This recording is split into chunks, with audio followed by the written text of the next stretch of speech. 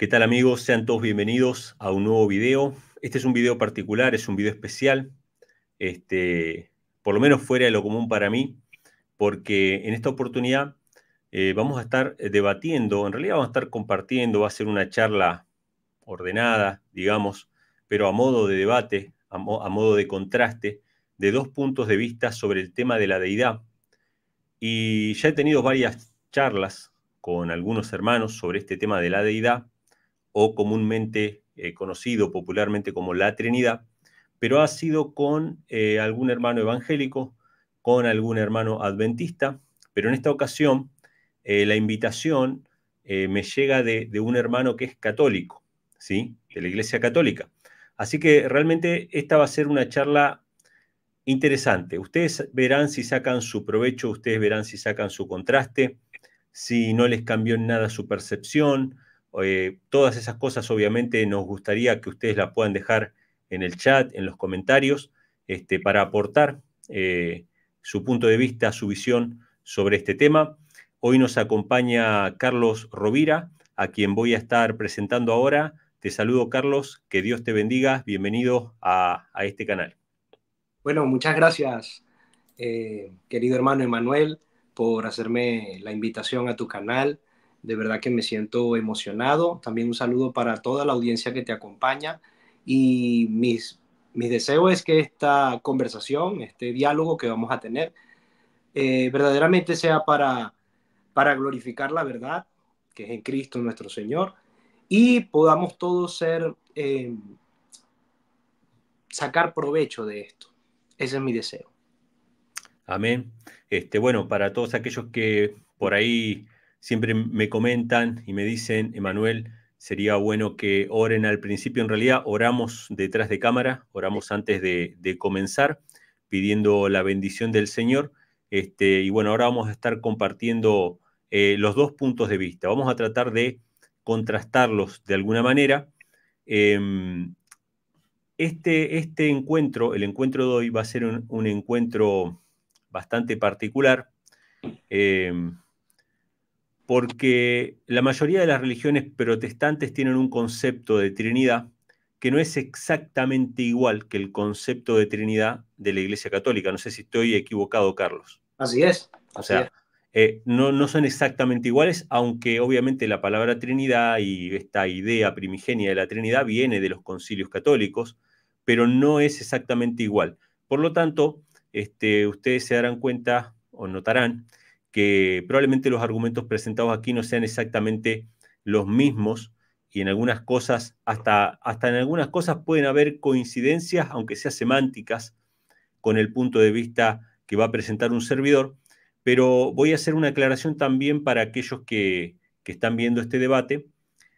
Obviamente, yo soy adventista del séptimo día, tengo una postura, podríamos llamar protestante, pero que no sería eh, lo que la mayoría de las iglesias protestantes profesa. O sea, el protestantismo está dividido básicamente en dos, el unicitarismo y el trinitarismo. O sea, no he visto por lo menos movimientos significativos que tengan el punto de vista que tenían los adventistas del séptimo día en sus comienzos.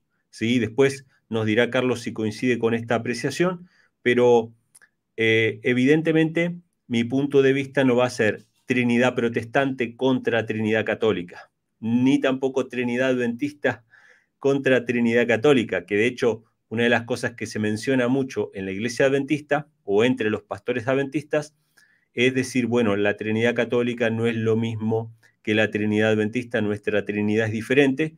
Yo estaría defendiendo otro punto de vista que tiene que ver con la deidad, que obviamente no es ni unicitarismo, ni tampoco es trinitarismo, sino que, bueno, no tiene un nombre, o capaz que sí lo tiene, ¿sí? A mí no me gustan mucho las etiquetas, pero tiene que ver con la idea de un Dios y un Hijo. Yo voy a estar defendiendo ese punto de vista, Carlos va a estar defendiendo el suyo. No sé si querés hacer alguna acotación sobre esta introducción que estoy haciendo, Carlos. ¿Querés agregar algo? Pues bueno, quiero felicitarte, ¿sabes? Porque hiciste un comentario que me llama mucho la atención y es que reconociste que los concilios son católicos. Claro que Muchos sí. hermanos protestantes se apropian de los concilios y dicen, hey, esos concilios nos pertenecen a nosotros somos los verdaderos católicos. Pero bueno, es cuestión de ser un poquito honesto con la historia. Por eso te felicito. Sí, sí, de hecho, o sea, vamos a ser claros con esto, ¿no? O sea, nosotros sabemos que hay una especie de continuidad de la iglesia, que obviamente no es el tema de hoy. Voy a dar mi punto de vista, sé que por ahí no vas a estar de acuerdo, pero no es el tema de hoy. Entiendo yo que hubo una desviación en algún punto del camino, eso es mi apreciación, pero justamente los reformadores como John Wycliffe, como, bueno, Hus, Lutero, etcétera, ellos salen del catolicismo romano, porque evidentemente era lo que congregaba todo el cristianismo, por lo menos hasta cierto punto de la historia. Después hay un cisma con las iglesias orientales, pero en Occidente básicamente era lo que nucleaba al cristianismo, aunque se sabe ya de muchas iglesias que quizá participaron de algunos concilios primigenios, ¿sí? Allá por Nicea y algunos más, pero que después un poco que se apartaron también, ¿no? Y bueno, yo he comentado ya el caso de Patricio, de las iglesias británicas, otras iglesias que se mantuvieron al margen y sé que hubieron más. Pero bueno, este, personalmente yo no tengo una simpatía fundamental por los concilios, por lo tanto no pretendo apropiármelos. Pero bueno, esa es harina de otro costal, decía un profesor mío, así que quizá en otro momento lo tocaremos. Si quisieras, podrías empezar con la exposición, si te parece, o preferís que empiece yo, como tú quieras, para ir comenzando con lo que sería la primera parte, que sería expositiva. Básicamente, después tendríamos un tiempo más de 10 minutos cada uno para refutar o seguir exponiendo, después un tiempo más de 5 y después un diálogo abierto de 15 minutos y una conclusión final. ¿Qué prefieres, Carlos? Pues bueno, vamos a cederte el paso, es tu canal. Como tú quieras, como tú quieras. Te sientes más cómodo así? Sí, adelante, quiero escucharte. Ok, bueno, voy a estar compartiendo, ahora mismo voy a abrir un poquito más la pantalla. Eh, para que, Carlos, para estar más o menos en el encuadre, vos fíjate que en tu pantalla estés más o menos centrado, porque ahora agrandé un poquito y se va a ver más chica. Ahí está, ahí está. Bueno, voy a arrancar con mis primeros 10 minutos y después tiene los otros 10 minutos, Carlos, para la exposición inicial. Yo quisiera arrancar diciendo, acabo de comenzar el cronómetro, ¿sí? Quisiera arrancar diciendo que la Biblia, por lo menos en el Antiguo Testamento, cualquier persona que lea sin ninguna interferencia de teología o de costumbres o de tradiciones, sino que lea por sí mismo, y esto es algo que me pasó a mí, por eso lo puedo testificar, va a llegar a la conclusión en el Antiguo Testamento de que hay un solo Dios. Es decir, la Biblia lo dice de tapa a tapa, tanto en el Antiguo como en el Nuevo Testamento, pero sobre todo en el Antiguo Testamento hay un destaque muy importante de que a diferencia de las naciones paganas, a diferencia de Egipto, a diferencia de Babilonia, a diferencia de cualquiera de estas naciones, Israel tiene un solo Dios. Y esto quedó plasmado en un pasaje de la Biblia, que es Deuteronomio 6:4, versículos 4 y 5, donde se menciona, oye Israel, Jehová nuestro Dios, Jehová uno es. Y amarás a Jehová tu Dios con todo tu corazón, con toda tu alma y con todas tus fuerzas. Este pasaje llegó a ser el santo y seña de los judíos hasta el día de hoy, que forma parte de las palabras que están en la Mesuzá, en la puerta de las casas de los judíos, o es uno de los textos que está ahí adentro, y se lo conoce como la Shema. La Shema porque comienza así, ¿no? En hebreo, Shema Israel, bueno, Jehová, nuestro Dios, Jehová Eloheinu, Jehová Ejad, es uno. Y esto distingue a Israel de las demás naciones. O sea, las demás naciones pueden tener muchos dioses, pero Israel solamente puede tener un Dios. Ahora, Jesús apoyó este principio en Marcos capítulo 12, versículo 28 al 31, diciendo, cuando le preguntaron a él, ¿no? ¿Cuál es el primer mandamiento de todos? Él respondió, versículo 29, el primer mandamiento de todos es: oye Israel, el Señor nuestro Dios, el Señor uno es. Una aclaración para todos aquellos que por ahí estén comparando los versículos: esta es una cita de Deuteronomio 6:4, pero en el Nuevo Testamento la palabra Jehová no aparece, el nombre Jehová, aparece el título Señor, como una especie de reemplazo, porque el Nuevo Testamento fue escrito en griego, ¿sí? Pero es exactamente la misma cita, dice que este es el mayor de todos los mandamientos, lo dice en el versículo 30, y el segundo es semejante: amarás a tu prójimo como a ti mismo. Ahora, para Jesús, ¿quién era ese único Dios? Para Jesús, ¿quién era ese único Dios? Según el concepto trinitario, y después vamos a ver si tenemos tiempo de ver un poquito las declaraciones católicas sobre la Trinidad, más allá de que difiera con la Trinidad protestante en algún punto, en algunas expresiones, la Trinidad básicamente lo que dice es lo siguiente: que hay tres personas que componen a ese único Dios. Ese único Dios, a diferencia de lo que se declaró en Nicea, por ejemplo, en el concilio de Nicea se ponía al Padre como el único Dios, a Jesús como el Hijo engendrado de Dios y a un Espíritu Santo. Posteriormente, en los siguientes concilios, podríamos mencionar el concilio de Letrán, por ejemplo, que es uno más reciente, ya cercano a la época de la Reforma. En el concilio de Letrán ya se menciona las tres personas que forman un Dios. Y en concilios posteriores a Nicea se empezó a hablar de adoración al Espíritu Santo, algo que Nicea no decía. ¿Sí? En el concepto trinitario, tanto católico como protestante, mayoritariamente se cree que hay un Dios formado por tres personas. Pero Jesús, cuando va a definir quién es ese único Dios de Israel, él no se incluye como una segunda persona, ni al Espíritu Santo como una tercera persona. Si vamos a Juan capítulo 4, versículos 21 al 24, Jesús le habla a la mujer samaritana, y la mujer samaritana le pregunta dónde había que adorar. Jesús le responde algo que tiene que ver con que no es tanto el lugar, sino a quién, y ustedes están adorando a alguien o a algo que no comprenden. Entonces, en el 4:21 al 24, Jesús le dice a la mujer: créeme que la hora viene cuando ni en este monte ni en Jerusalén adoraréis al Padre. O sea, Jesús identifica al Dios verdadero como el Padre. Vosotros adoráis lo que no sabéis, nosotros adoramos lo que sabemos. Esa expresión es muy interesante porque Jesús está diciendo, luego dice, la salvación viene de los judíos. Jesús está diciendo que los judíos tienen un concepto correcto acerca de quién es Dios, o sea, acerca de la personalidad de Dios. Ustedes adoran lo que no saben, nosotros adoramos lo que sabemos. Y es muy interesante ver la historia de Samaria, porque justamente esta mujer samaritana tenía confusión con respecto a quién adoraba, porque Samaria fue establecida como un centro idolátrico por Jeroboam. Jeroboam instauró en Samaria 2 becerros de oro. Muy interesante esto, porque evidentemente ellos tenían la idea y tenían el conocimiento de que Jehová tenía un hijo. O sea, esto era claro en el Antiguo Testamento, se lo menciona en el libro de Proverbios, se lo menciona como el ángel de Jehová también, se lo menciona en Daniel como el Hijo de Dios a Jesús. Ellos tenían un concepto de que Dios tenía un hijo, y muy interesante que Jeroboam dice, no dice este es vuestro Dios, él dice estos son vuestros dioses.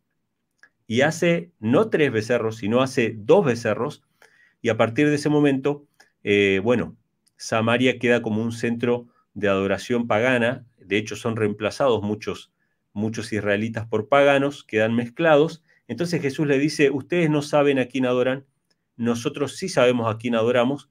Identifica a ese Dios, el Dios de los judíos, como el Padre, y dice, pero la hora viene y ahora es cuando los verdaderos adoradores adorarán al Padre en espíritu y en verdad, pues también el Padre tales adoradores busca que le adoren. Dios es espíritu, los que le adoran en espíritu y en verdad es necesario que le adoren. Es decir, Jesús, en pocas palabras, Jesús dice que Israel tiene un solo Dios, dice que recordar que Dios es uno es el mayor de todos los mandamientos, e identifica a ese único Dios con su Padre, diciendo que es el mismo Dios que adoran los judíos, ¿sí? Dice, ustedes adoran lo que no saben, nosotros, refiriéndose a los judíos, adoramos lo que sí sabemos, y podemos confirmar esto en Juan capítulo 8, versículos 54 al 55, que dice así: respondió Jesús: si yo me glorifico a mí mismo, mi gloria en nada es. Esto es interesante porque va contra el unicitarismo, porque el unicitarismo plantea que Jesús se glorificaba a sí mismo, porque era la misma persona del Padre, pero Jesús dice que Dios no es la misma persona que Él. Dice, si yo me glorifico a mí mismo, mi gloria en nada es. Mi Padre es el que me glorifica, el que vosotros decís que es vuestro Dios. ¿A quién se lo dice esto Jesús? A los judíos. La salvación viene de los judíos. Ustedes adoran lo que no saben. Nosotros, los judíos, adoramos lo que sabemos. ¿A quién adoraban los judíos? Al Padre de Jesús.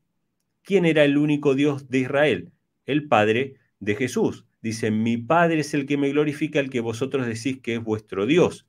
¿Por qué no dice Jesús, yo soy el que vosotros decís que es vuestro Dios? De hecho, cuando lo quieren apedrear en Juan capítulo 10, Jesús dice, ustedes me quieren apedrear porque yo dije, soy hijo de Dios. Mi Padre es el que vosotros decís que es vuestro Dios. Juan capítulo 8, versículo 42 dice así: Jesús entonces les dijo, si Dios fuese vuestro Padre, ciertamente me amarías, porque yo de Dios he salido y he venido, pues no he venido de mí mismo, sino que Él me envió. Nuevamente, contra el trinitarismo y contra el unicitarismo, porque dice, yo no vine de mí mismo, sino que Dios es el que me envió. Yo de Dios he salido y Dios me envió. ¿Sí? Él no dice, bueno, yo soy Dios, simplemente que vine y me manifesté, ¿no? O el Dios que adoran ustedes soy yo. No dice eso, sino que dice que es su Padre. Entonces, en el concepto bíblico que nosotros podemos ver en las Escrituras, no hay un Dios único formado por tres personas, sino que hay un Dios personal, el cual tiene un hijo, que después lo veremos a eso, de su propia naturaleza, ¿sí? Que es su hijo unigénito, que representa a su Padre. Ahora, Juan 17, versículos del 1 al 3, Jesús lo dice bien claro. Estas cosas habló Jesús, levantando los ojos al cielo, dijo, Padre, la hora ha llegado. Glorifica a tu Hijo para que tu Hijo también te glorifique a ti, como le has dado potestad sobre toda carne para que dé vida eterna a todos los que le diste, y esta es la vida eterna, que te conozcan a ti, el único Dios verdadero, y a Jesucristo a quien tú has enviado. O sea, Jesús le dice a su Padre que Él es el único Dios verdadero. Ese oye Israel, que dice Jehová nuestro Dios, Jehová es uno, se refiere al Padre de Cristo. Voy a detener el cronómetro. He cumplido mis 10 minutos. Así que esta es la primera parte de la exposición. Carlos, me decís si estás listo y te inicio el cronómetro. ¿Está bien? Adelante, adelante. Tiempo. Bueno, una lástima que yo no sea tan buen expositor como el hermano Emanuel, así que esperemos hacer lo mejor que se pueda. Te felicito, hermano Emanuel, muy buen expositor. Eh, eh, yo creo que la diferencia sustancial en esta conversación no va a girar en torno al Padre y al Hijo, porque ambos creemos en la existencia del Padre y del Hijo. Y estoy casi seguro de que el hermano Emanuel cree que el Hijo también es Dios, solamente que el hermano Emanuel expresa que el Hijo es Dios porque fue engendrado. En mi caso, yo expreso que el Hijo de Dios es por naturaleza Dios. Ok, así que voy a limitarme a hablar del gran conflicto, la tercera persona de la Trinidad. Porque si yo logro demostrar que la tercera persona de la Trinidad que los católicos defendemos, hay argumentos sustanciosos para creer que es una persona que no es el Padre y no es el Hijo, quedaría poco para el debate. Yo diría que habremos logrado el objetivo, demostrar que existen tres personas divinas. Y bueno, obviamente quedarían algunas aristas respecto a esto. Pero esperemos que en la medida en que se desarrolle el debate podamos esclarecer todos estos puntos. ¿Por qué decimos nosotros, los católicos, que son tres? Que no es solamente el Padre y el Hijo. Bueno, voy a presentar un argumento bastante distinto quizás a lo convencional, y es este. Mi argumento se resume en estas palabras. Decimos que son tres, ni más ni menos, porque Dios confirma el testimonio de su Hijo en boca de tres testigos.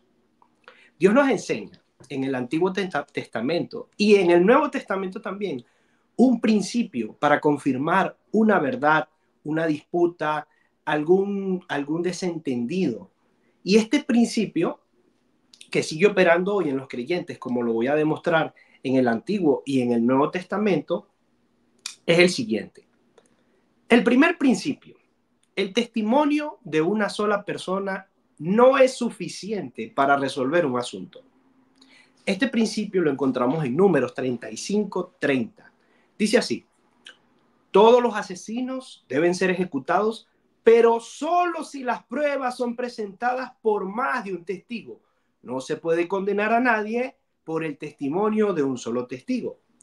Y como nosotros sabemos, Jesucristo confirmó la validez de este principio, pues cuando los fariseos lo acusaban, él dijo: si yo doy testimonio de mí mismo, mi testimonio no es verdadero. Eso está en Juan 5:31. Y a ese mismo principio apelaron los fariseos precisamente para desacreditar a Jesús. Le dijeron: tú das testimonio de ti mismo, tu testimonio no es verdadero. Juan 8:13. Nosotros en mi país tenemos una expresión bien popular que dice que no podemos pagarnos y darnos el vuelto o el cambio, porque sería una estafa. Así que más o menos ese sería un ataque directo a los solo Jesús, que pretenden que el Padre es el mismo Hijo, y como el Padre es el mismo Hijo, estaría dándose los vueltos, pagándose y dándose los vueltos. Entonces sería un argumento, una estafa de argumento. El segundo principio sería este: se necesitan 2 o 3 testigos para resolver un asunto. Y lo encontramos en Deuteronomio 17:6. Siempre tendrá que haber 2 o 3 testigos. También lo confirma Deuteronomio 19:15. Los hechos del caso deben ser establecidos por el testimonio de 2 o 3 testigos. En 2 Corintios, en capítulo 13, en el versículo 1, como ya vemos, el Nuevo Testamento, dice el apóstol Pablo: esta es la tercera vez que los visito, y como dicen las escrituras, los hechos de cada caso deben ser establecidos por el testimonio de 2 o 3 testigos. Era la tercera vez que los visitaba, era el tercer testimonio que le estaba dando. Primera de Timoteo 5:19 dice: no escuches ninguna acusación contra un anciano, a menos que haya 2 o 3 testigos que lo confirmen. El tercer principio que voy a establecer en este juicio que estamos realizando sobre una doctrina es que si se rechaza a los testigos, la iglesia debe testificar. Y este principio es evocado por el Señor Jesucristo en Mateo 18, del 15 al 18. Dice: por lo tanto, si tu hermano peca contra ti, ve y repréndele estando tú y él solo. Primer testigo. Si te oyere, has ganado a tu hermano. Mas si no te oyere, toma aún contigo 1 o 2 testigos. Ahí estarían los 3. Para que en boca de 2 o 3 testigos conste toda palabra. Está evocando el principio de Deuteronomio. Si no los oyere a ellos, aquí viene la añadidura de Cristo: dilo a la iglesia. Y si no oyere a la iglesia, tenle por gentil y publicado. El cuarto principio que está en las escrituras lo acabamos de leer en Mateo 18. Si rechaza la iglesia, el juicio de Dios está sobre él. Y hay varios versículos que testifican sobre este cuarto principio. Dice Mateo 18:17, lo acabamos de leer: si no los oyere a ellos, dilo a la iglesia. Y si no oyere a la iglesia, tenle por gentil y publicano. En Lucas 10:16 dice: el que los rechaza a ustedes, me rechaza a mí. Y el que me rechaza a mí, rechaza al que me envió. Otro testimonio está en Marcos 6:11, cuando dice: y si en algún lugar no les recibieren ni los oyeren, salid de allí y sacudid el polvo que está debajo de vuestros pies. Y miren esta palabra: para testimonio a ellos. De cierto os digo que en el día del juicio será más tolerable el castigo para Sodoma y Gomorra que para aquella ciudad. Entonces Dios, siendo fiel a su propia ley y a sus propias condiciones y doctrinas, ha establecido un juicio respecto a su Hijo. Y en este juicio voy a demostrar que hay tres testigos, y estos tres testigos son personas. El primer testigo, llegamos y lo sentamos en la silla. ¿Quién será nuestro primer testigo? Jesús. Jesús dice ser el Cristo. Él mismo da testimonio de sí. En Juan 10, 20 al 24 dice, y le rodearon los judíos y le dijeron, ¿hasta cuándo nos turbarás el alma? Si tú eres el Cristo, dínoslo abiertamente. ¿Y saben lo que Jesús respondió? Jesús les respondió y dice, os lo he dicho y no creéis. Los fariseos también escucharon a Jesús dar su propio testimonio, el testimonio del primer testigo. En Juan 8:13 dice, entonces los fariseos le dijeron, tú das testimonio de ti mismo, tu testimonio no es verdadero. Los fariseos constataron que Jesús estaba dando su propio testimonio. Y ciertamente la ley apoyaba a los fariseos. No se puede dar testimonio de sí mismo. Así que necesitamos un segundo testigo y un tercero, si queremos confirmar de manera absoluta. El segundo testigo que sentamos para que pase en este juicio es el Padre. El Padre da testimonio del Hijo. En Mateo 3:17 dice, he aquí, se oyó una voz de los cielos que decía, este es mi Hijo amado, en quien me he complacido. El Padre da testimonio de Jesús nuevamente en la transfiguración. En Mateo 17:5 dice, mientras estaba aún hablando, apareció una nube luminosa que los envolvió y de la cual salió una voz que dijo, este es mi Hijo amado, estoy muy complacido con él, escúchenlo. Pedro, Juan y Santiago confirman que el Padre da testimonio del Hijo. En 2 de Pedro 1:16 al 18 dice, cuando les dimos a conocer la venida de nuestro Señor Jesucristo en todo su poder, no estábamos siguiendo sutiles cuentos supersticiosos, sino dando testimonio de su grandeza que vimos con nuestros propios ojos. Él recibió honor y gloria de parte de Dios el Padre cuando desde la majestuosa gloria se le dirigió aquella voz que dijo, este es mi Hijo amado, estoy muy complacido con él. Y dice, y nosotros mismos oímos esa voz que vino del cielo cuando estábamos con él en el Monte Santo. Jesús dice que su Padre da testimonio de él. En Juan 8:18 dice, yo soy el que doy testimonio de mí mismo, un testigo. Y dice, y el Padre que me envió da testimonio de mí. Tenemos dos testigos. Por supuesto que el Padre y el Hijo no pueden ser la misma persona. Cada uno da su propio testimonio, pero no termina aquí. Dios quiso dar un tercer testimonio, pasar a alguien más a que diera su testimonio para que fuesen tres testigos. Y el tercer testigo, por supuesto, es el Espíritu Santo, que también da testimonio de Cristo. En Juan 15:26 dice, pero cuando venga el Consolador, a quien yo enviaré del Padre, el Espíritu de verdad, el cual procede del Padre, Él dará testimonio acerca de mí. Jesús definitivamente no dijo que el Espíritu Santo era el Padre. ¿Por qué? Porque ya el Padre había dado su testimonio. Tampoco dijo que Él era el Espíritu Santo, porque ya el Hijo había dado su testimonio. Hace una diferencia muy clara. Yo os enviaré del Padre. Del Padre. Dice, Él dará testimonio de mí. Por lo tanto, el Espíritu Santo es el tercer testigo, pero hay otros textos más. En Mateo 3:16. Ya estaríamos con el tiempo, Carlos. Oh, Yo no sé ya. si vos lo tenés para mirarlo también o no. No lo No. tengo. Ok, ¿Puedo leerte un último texto? dale. Estamos en 11 minutos, 15, 10. Yo te dejé un minuto más para que redondees la idea. Léelo al texto y ahí yo paso al siguiente bloque. Claro que sí. El último texto que conecta el tercer testimonio está en Hebreos 10, 28 al 29. Dice, todo el que rehúsa obedecer la ley de Moisés era ejecutado sin compasión por el testimonio de dos o tres testigos. Piensen, pues, cuánto mayor castigo será para quienes han pisoteado al Hijo de Dios y han considerado la sangre del pacto, la cual nos hizo santos como si fuera algo vulgar e inmundo, y han insultado y despreciado al Espíritu de gracia. Ese sería el tercer testimonio. Faltaría el testimonio de la iglesia para completar todo este argumento. Básicamente, lo que intento decir, hermano Emanuel, es que Dios no va a llamar un tercer testigo porque estaría como el Padre y el Hijo disfrazándose para ser un tercer testigo. Entonces sería una pantomima. Entiendo el razonamiento. Gracias, Carlos. Hemos terminado el primer bloque de 10 minutos cada uno. Vamos a empezar el segundo bloque.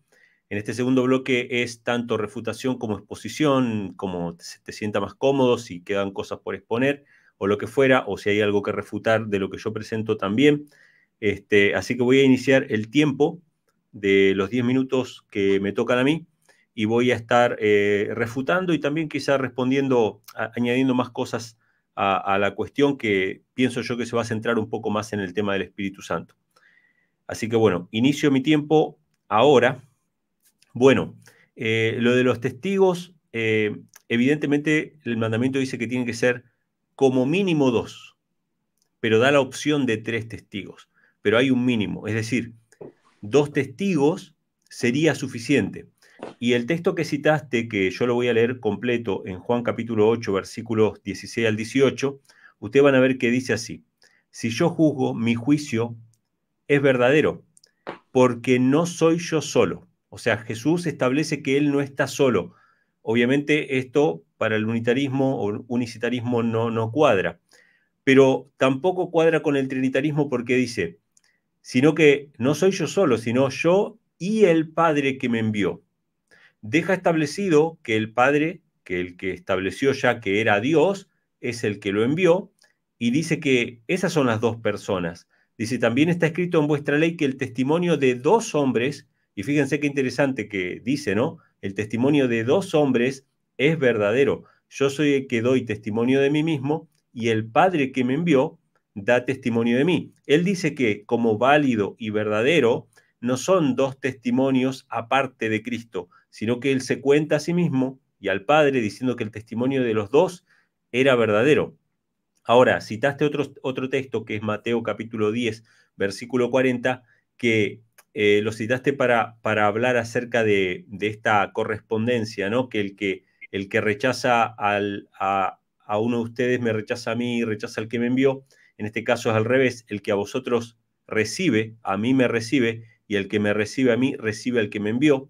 Si ustedes se fijan, hay una escalera, por así decirlo, ¿no? Está el Padre que envió a Cristo y está Cristo que envió a los discípulos. El que rechaza a los discípulos rechaza a Cristo que los envió, y el que rechaza a Cristo que los envió rechaza al Padre que envió a Cristo. Y si ustedes se fijan ahí, si hubiera una Trinidad, o por lo menos una Trinidad como en el catolicismo se presenta de coigualdad, ¿sí? De coeternidad y coigualdad, que creo que son palabras que puedo utilizar porque están escritas en las declaraciones oficiales, coeternidad y coigualdad, sí, y en los concilios también está escrito. Si fuera así, debería ser el Padre envía al Hijo, el Hijo envía al Espíritu Santo, el Espíritu Santo envía a los apóstoles, ¿sí? Entonces estaría el que rechaza a los apóstoles, rechaza al Espíritu Santo, el que rechaza el Espíritu Santo rechaza a Cristo, pero no es así, sino que va directo el Padre al Hijo, el Hijo a los discípulos. Esto se puede corroborar en Juan capítulo 17, versículos 18 y 21. Al 21, que dice así: como tú me has enviado al mundo, así yo los he enviado al mundo. Cuando Jesús ora a su Padre, dice que de la misma manera que el Padre envió al Hijo, el Hijo lo envía a los discípulos, para que todos sean uno, versículo 21, como tú, oh Padre, en mí, y yo en ti, que también ellos sean uno en nosotros, para que el mundo crea que tú me enviaste. Si ustedes se fijan, van a ver que Cristo acá podría haber mencionado en las 2 ocasiones, en las 3 que acabo de leer, podría haber mencionado a la tercera persona dando testimonio, porque solamente dos personas, si con una más daba más fuerza, hubiese dicho, yo no estoy solo, sino mi Padre y el Espíritu Santo. Y el testimonio de dos hombres es verdadero, nosotros somos tres que estamos dando testimonio, pero Jesús no dice eso. Él argumenta que es el testimonio de dos hombres. Y en Juan 17 podría haber dicho, bueno, el Padre en mí, yo estoy en el Espíritu Santo y el Espíritu Santo va a estar en ustedes, pero él no dice eso, el Padre en mí y yo en ustedes. O sea, la unidad perfecta es el Padre en el Hijo en nosotros, ¿sí? Entonces, entiendo que Juan 14 menciona que el Espíritu Santo va a dar testimonio acerca de Cristo. Pero yo puedo demostrar por las Escrituras que el testimonio de Cristo puede dar testimonio acerca de Cristo y que no es necesario que sea un tercer testigo necesariamente, porque ya quedó establecido que con el testimonio de dos hombres es suficiente. Si ustedes se fijan, voy a compartir un pasaje que habla acerca del Espíritu Santo. Son varios, pero en varios se menciona tanto a Cristo como al Espíritu Santo, pero se deja ver y se deja entender de que ese Espíritu Santo es el Espíritu de Cristo. Por ejemplo, en 1 de Pedro capítulo 1, versículo 11, el apóstol Pedro habla acerca de los profetas de la antigüedad. Y estos profetas de la antigüedad fueron inspirados por el Espíritu Santo. Pregunta que hago yo. ¿Ese Espíritu Santo que inspiró a los profetas de la antigüedad, era la tercera persona de la Trinidad o era Cristo mismo? Vamos a ver lo que dice el apóstol Pedro. Primera de Pedro, capítulo 1, versículo 11, dice que estos profetas, escudriñando qué persona y qué tiempo indicaba el Espíritu de Cristo que estaba en ellos, el cual anunciaba de antemano los sufrimientos de Cristo y las glorias que vendrían tras ellos. Fíjense, acá vemos dos cosas. Acá no vemos solamente al Espíritu Santo testificando de Cristo. Acá vemos al Espíritu de Cristo testificando de Cristo. Esto es muy interesante. Hay como una especie de círculo que aparece en la Biblia, que ahora si tengo tiempo durante la exposición de él los voy a buscar para compartirlo, no los tengo acá, pero hay un pasaje en las Escrituras donde Jesús dice que nadie puede venir a mí si el Padre no lo trae, ¿no? Y después dice, nadie puede ir al Padre si no es por medio mío. O sea, nadie puede ir al Padre si no es por medio del Hijo, y nadie puede venir al Hijo si el Padre no le trae. Eso es algo muy interesante. Cuando Pedro reconoce a Jesucristo como el Hijo unigénito de Dios, dice, tú eres el Cristo, el Hijo del Dios viviente, Jesús dice, no te lo reveló carne ni sangre, sino mi Padre que está en los cielos. Entonces la Biblia presenta al Espíritu Santo de varias maneras, pero entre esas maneras lo presenta como el Espíritu tanto de Dios el Padre como de Cristo. Y para ejemplo de eso, un ejemplo muy sencillo, tenemos Romanos capítulo 8, versículos del 9 al 11, donde aparece 5 veces una referencia al Espíritu Santo y las 5 veces son distintas. Y es muy interesante porque nos muestra primeramente lo limitados que somos nosotros para comprender ciertos aspectos de la divinidad y sobre todo sobre el Espíritu Santo, de lo cual no hay extensamente escrito en la Biblia, pero nos muestra lo que evidentemente es verdad, la verdad que podemos comprender. Romanos 8, versículos del 9 al 11 dice, mas vosotros no estáis en la carne, sino en el Espíritu, si es que el Espíritu de Dios, primero lo llama así, mora en vosotros. Y si alguno no tiene el Espíritu de Cristo, ahora lo llama Espíritu de Cristo, el tal no es de él. Y si Cristo está en vosotros, ahora lo llama Cristo en vosotros. El cuerpo, la verdad, está muerto a causa del pecado, pero el Espíritu vive a causa de la justicia. Y si el Espíritu de aquel que levantó de los muertos a Jesús mora en vosotros, el que levantó de entre los muertos vivificará también vuestros cuerpos mortales por su Espíritu que mora en vosotros. En suma, este pasaje dice acerca del Espíritu Santo, y el anterior que leímos también, muy importante, el anterior muestra que el Espíritu de Cristo puede testificar acerca de Cristo. Eso no hay ningún problema, porque el Espíritu de Cristo obraba en los profetas que escribieron acerca de Cristo, acerca del Mesías, o sea, testificaba acerca de sí mismo. Pero este pasaje de Romanos lo llama al Espíritu Santo, Espíritu de Dios, Espíritu de Cristo, Cristo en vosotros, el Espíritu de aquel que levantó de los muertos a Jesús y su Espíritu. Es decir, para que no nos quede duda, y está hablando de la misma cosa, para que no nos quede duda de que el Espíritu Santo, como lo dice el credo niceno, y esto lo cito porque estoy dialogando con un católico, no porque yo crea en los concilios, como lo dice, el Espíritu Santo procede de ambos. Ahora, ¿en qué no estoy de acuerdo con Nicea y con los demás concilios posteriores?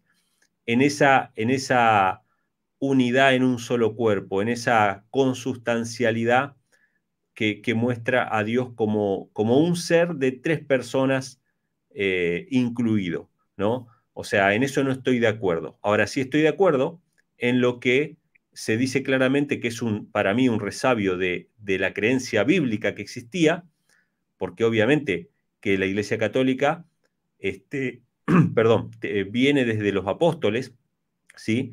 Que para mí hubo una perversión, es decir, en algún momento hubo una desviación, pero si ustedes revisan lo que se definió en Nicea, se define a un solo Dios, que es el Padre, como Jesús lo dice, un solo Dios, el Padre, un Hijo engendrado y no creado, que es Jesucristo, y un Espíritu Santo.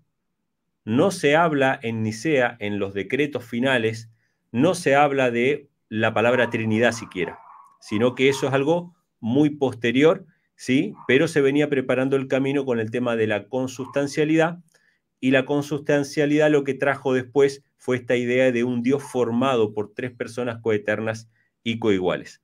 He terminado mi tiempo, lo detengo.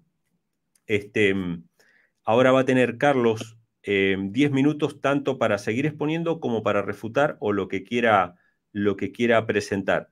Yo te voy a hacer una seña cuando vayamos a los 9 minutos para que vos tengas una idea de cuándo redondear. ¿Está bien?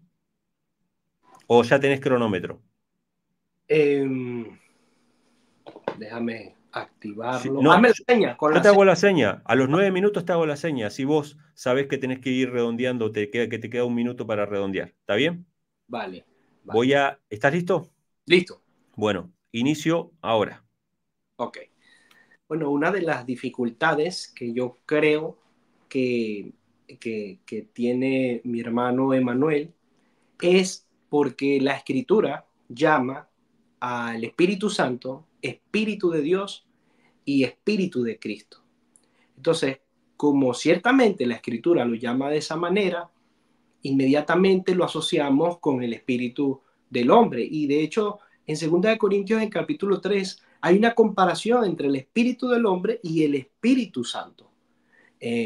Pero es una comparación. No significa que Dios sea así, como dice Juan 4:24, Dios es espíritu. Estaríamos hablando del espíritu del espíritu. Y eso sería, por supuesto, una contradicción semántica.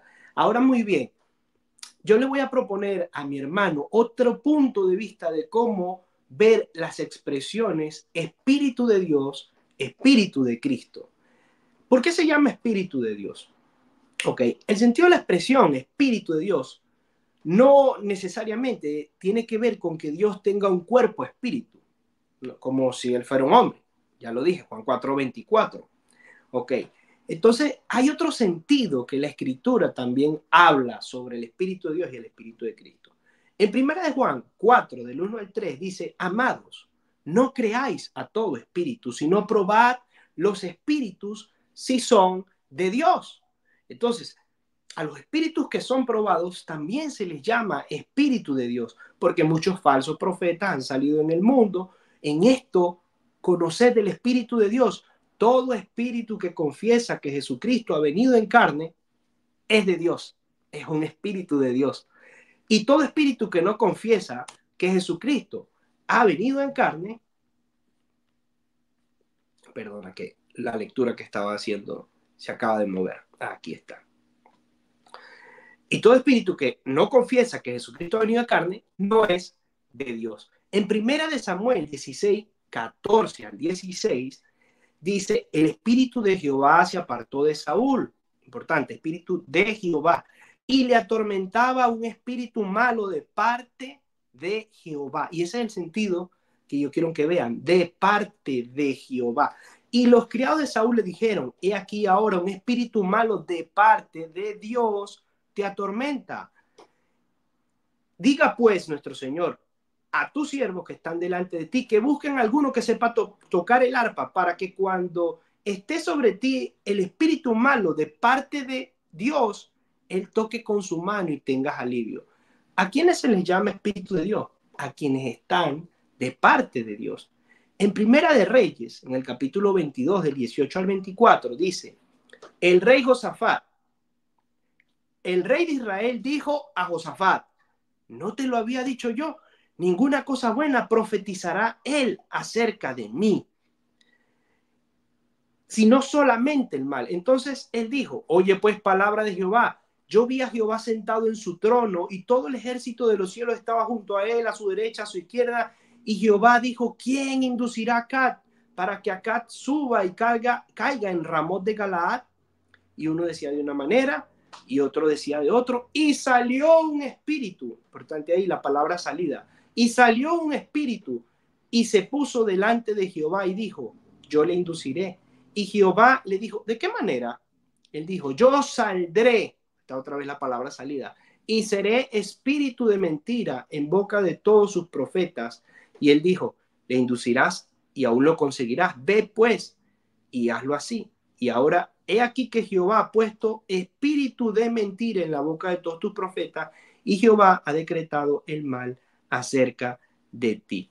Entonces, estos espíritus vienen de parte de Dios, son espíritus de Dios.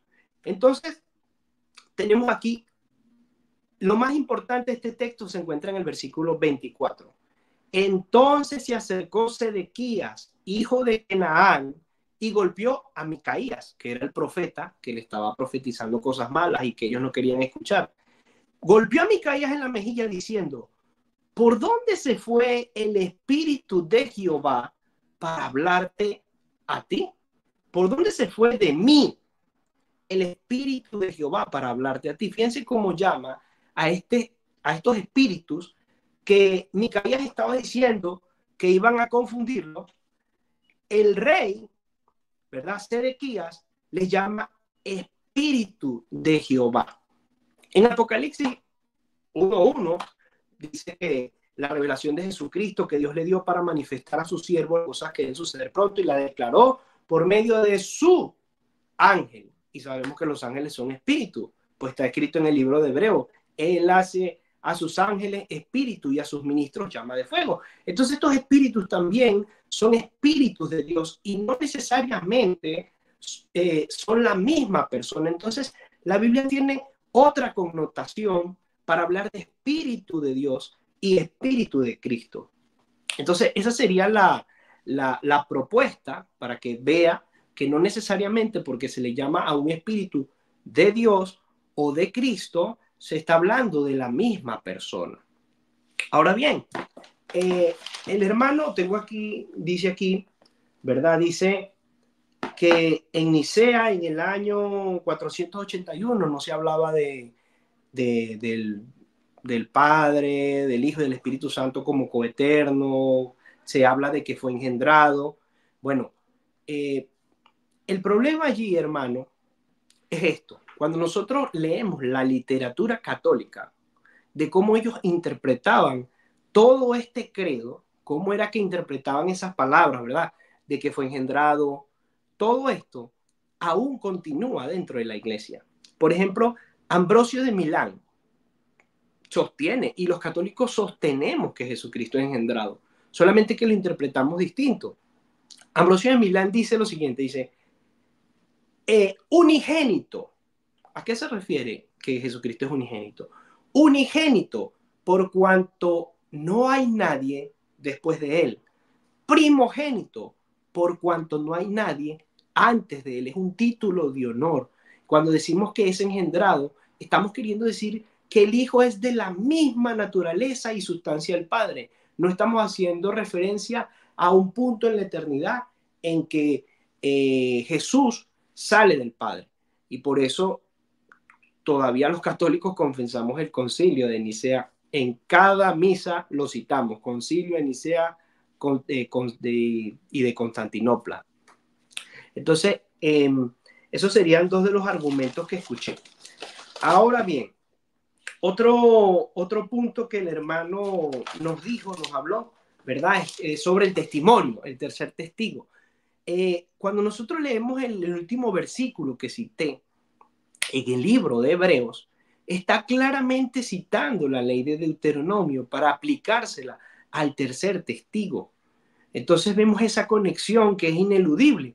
Tal vez si él hubiera dicho otra cosa, pero está citando claramente Deuteronomio en el capítulo exactamente, no recuerdo exactamente cuál es el capítulo, pero eso es lo que sucede con ese texto. Muy bien. Otra cosa que haya dicho mi hermano, que recuerde. Ajá, habló de que el Espíritu de Dios y el Espíritu de Cristo nos traen al Padre y al Hijo. Y efectivamente, el Espíritu Santo nos trae al Padre y al Hijo. En Juan 14 nosotros vemos que Jesús dice que vendremos a Él y haremos morada con Él. Y precisamente es porque hay una unión entre el Padre y el Hijo y el Espíritu Santo. Pues la Biblia dice, el que se une con el Señor es un espíritu con Él. Entonces vemos que hay una conexión entre el Padre, el Hijo y el Espíritu Santo, pues él trae la comunión de las personas de la Trinidad. Y por lo tanto, no hay ninguna contradicción en los textos que el hermano está citando. Así que ese sería básicamente lo que podría argumentar acerca de lo que dijiste, hermano Manuel. Te queda 40 segundos si querés aprovechar. Tranquilo, No, con pero calma. Estamos bien. La mayoría de los argumentos son más largos. Está bien, está bien. Bueno, ahora tenemos una tandita de 5 minutos cada uno. Acá lo importante es tratar de llegar al público con los argumentos que lo dejen pensando, ¿no? Yo te voy a hacer por ahí alguna pregunta, discúlpame que me tome unos minutos ahora antes de empezar, pero por ahí si te hago alguna pregunta, vos podés asentir o con la cabeza, o podés simplemente responderme, aunque no digamos, te metas en la conversación durante los 5 minutos, porque por ahí me gustaría preguntarte algo puntual durante estos 5 minutos, aunque después vamos a charlar también, ¿no? Vamos a tener unos minutos de charla. Oh, sí, sí. Bueno, voy a iniciar entonces el tiempo que me queda a los 5 minutos de argumentación y refutación, comenzando ahora mismo. Bueno, lo que mencionabas acerca del Espíritu Santo y de las otras opciones, yo estoy de acuerdo en cierto sentido porque en realidad en la Biblia se presenta uno de los textos que leímos primeros, fue Juan 4, y ahí Jesús dice, Dios es espíritu, ¿no? Más allá de que nosotros sabemos que Dios tiene un espíritu, porque la Biblia dice el espíritu de Dios, como un sentido de pertenencia, ya la misma Biblia lo pone a Cristo como que es espíritu, es decir, Dios es espíritu, es su naturaleza, es de una naturaleza evidentemente diferente a la nuestra, nosotros somos carnales, evidentemente Dios es espiritual, e incluso los ángeles son espirituales. Ahora, justamente por eso es que yo no considero al Espíritu Santo como una persona aparte de Dios o aparte de Cristo porque se lo menciona de esa manera. A Cristo se lo llama el Espíritu vivificante, al Espíritu Santo se lo llama el Señor, el Espíritu es el Señor, en 2 Corintios 3:17, si no recuerdo mal, dice, donde está el Espíritu del Señor, allí hay libertad, el Señor es el Espíritu. Entonces, no veo esta cuestión de separar, ¿no?, a la personalidad tanto del Padre como del Hijo, de lo que la Biblia llama el Espíritu Santo, Espíritu de Dios, Espíritu de Cristo. Pero sí, es interesante ver, por ejemplo, en el texto que citaste, no creáis a todo espíritu, ¿no?, sino probad a los espíritus si son de Dios. Se puede referir tanto a los ángeles, que son los que influencian positivamente los buenos y negativamente los malos a los seres humanos, como en los dibujitos que hay un angelito bueno y un angelito malo así hablando. Eso es una caricatura, pero de algo que existe de verdad, que es una batalla espiritual. Se puede referir tanto a los seres humanos como a los ángeles, y quiero dar 2 ejemplos sobre eso, ¿sí?, en estos minutitos. Ciertamente de los ángeles dice, el que hace a sus ángeles espíritu y a sus ministros llamas de fuego. ¿No son todos estos espíritus ministradores enviados para servicio a favor de los que serán herederos de salvación? Esto es Hebreos 1, versículos 7 y 14, comparando a Jesús, que esto es otro tema interesante, ¿no? Comparando a Jesús, la diferencia que él tiene con los ángeles. Recuerden que la carta a los Hebreos es una carta a un pueblo que tiene conocimiento de las Escrituras, pero en las Escrituras el pueblo hebreo no ve a un hijo literalmente, sino que ve a un ángel de Jehová. Y en muchas ocasiones, si bien hay declaraciones directas como Daniel, donde se menciona a Jesús como el Hijo de Dios literalmente, y el Hijo del Hombre también se lo menciona, en Daniel capítulo 7, los judíos sabían que había un ángel de Jehová, pero quedaron con la idea de que era un ángel solamente. Entonces, para contrastar a Jesús, que no era un ángel, con los ángeles, de Jesús se dice, tú eres mi hijo, yo te engendré hoy. Es decir, el engendramiento de Cristo es puesto como una evidencia de que Jesús no era más que un ángel. De los ángeles se dice que son espíritus ministradores. Y es interesante que dice que son espíritus ministradores, pero que también Dios los hace espíritu. Y en la misma carta a los Hebreos, capítulo 12, versículo 23, se habla acerca de, lo voy a decir con mis palabras, aunque es un tema a desarrollar, se habla acerca del grupo especial de los 144.000 que están en el monte de Sión, y se lo llama la Congregación General e Iglesia de los Primogénitos, que están inscritos en el cielo, a Dios el juez justo y a los espíritus de los justos hechos perfectos.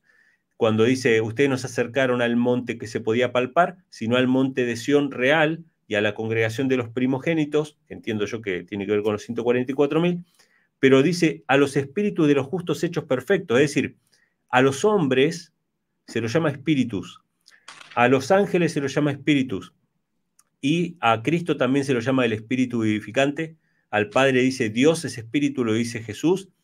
Y una cosa que te quería preguntar, aprovechando esto, acabas de mencionar que la Iglesia Católica, aunque diga que Jesús es engendrado, no se cree que sea engendrado literalmente. Esto es así. Es decir, tiene que ver con una supremacía o con una preeminencia, pero no con un nacimiento. Esto lo entendí bien. Uh-huh.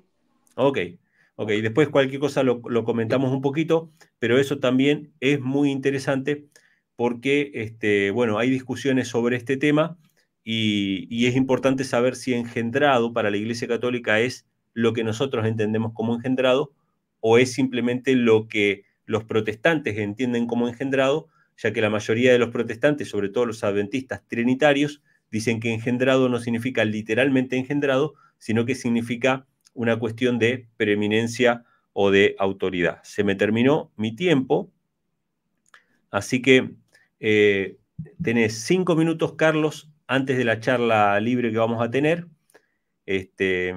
Y, y bueno, estaríamos ahí. El propósito de estos 5 minutos es Lo que tú quieras. es un comentario más, ¿no?